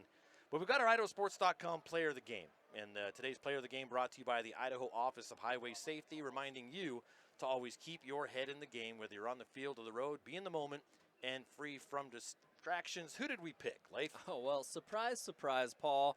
Gilson with 2 touchdown receptions.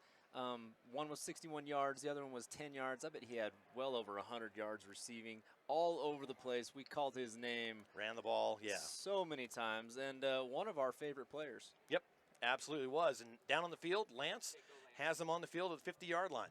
Lance? I'm here with Lincoln Gilson. He is our IdahoSports.com player of the game. 2 touchdowns for the senior. Skyline made it a little interesting in the second half. What are your thoughts? I mean, they're a good team. We knew we were going to have to come out, play a good second half. We figured they'd come out battling and throwing everything they have at us, so we just kept our composure and made plays when it mattered. Fantastic. Also 3-0 on the season. Great start to your season. What do you have coming up? What are you looking forward to, and what are your goals? We got a great team. We want to win state, obviously, and we're just going to take it game by game, one game at a time. Yes, sir. Thank you very much. Good luck to you the rest of the season. Lincoln Gilson, our IdahoSports.com player of the game. All right, thanks, Lance. Well, that's going to do it for us. We're going to get ready for the next one coming up in about 20 minutes. See Highland on the field getting warmed up. Boy, what a game that was. What a game it was. I want to thank everybody for joining us here for this one. It has been an IdahoSports.com GameStreams production of the Gem State Game of the Week here at the Rocky Mountain Rumble. 17th year been doing the Rocky Mountain Rumble. Also want to thank our sponsors making these webcasts possible. Project Filter, Valleywide Cooperative, and the Office of Highway Safety. And let's not forget about Levitt Insurance, as well as Lookout Credit Union, Teton Auto Group. Thank you for sponsoring what we do here at IdahoSports.com. Don't forget to order your direct download of this instant classic of a game coming in tonight. Well, special thanks to Gino Mariani, the head honcho, the big cheese here at the Rocky Mountain Rumble, for inviting us back and for all their hospitality help and getting these games broadcast to you, the viewer. Congratulations once again to IdahoSports.com player of the game, Mr. Gilson. Just a stud. Lincoln Gilson, 2 touchdowns. And again, thanks for joining us as the Morgan Trojans narrowly defeat the Skyline Grizzlies by a score of 26-20. For my broadcast partner, Leif Morrison, and everyone else behind the scenes here at IdahoSports.com, I'm merely Paul Kingsbury. Have a good night, everybody.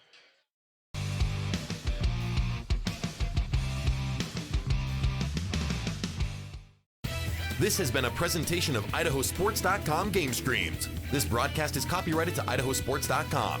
Any rebroadcast, retransmission, or other use of this broadcast without the expressed written consent of IdahoSports.com is strictly prohibited.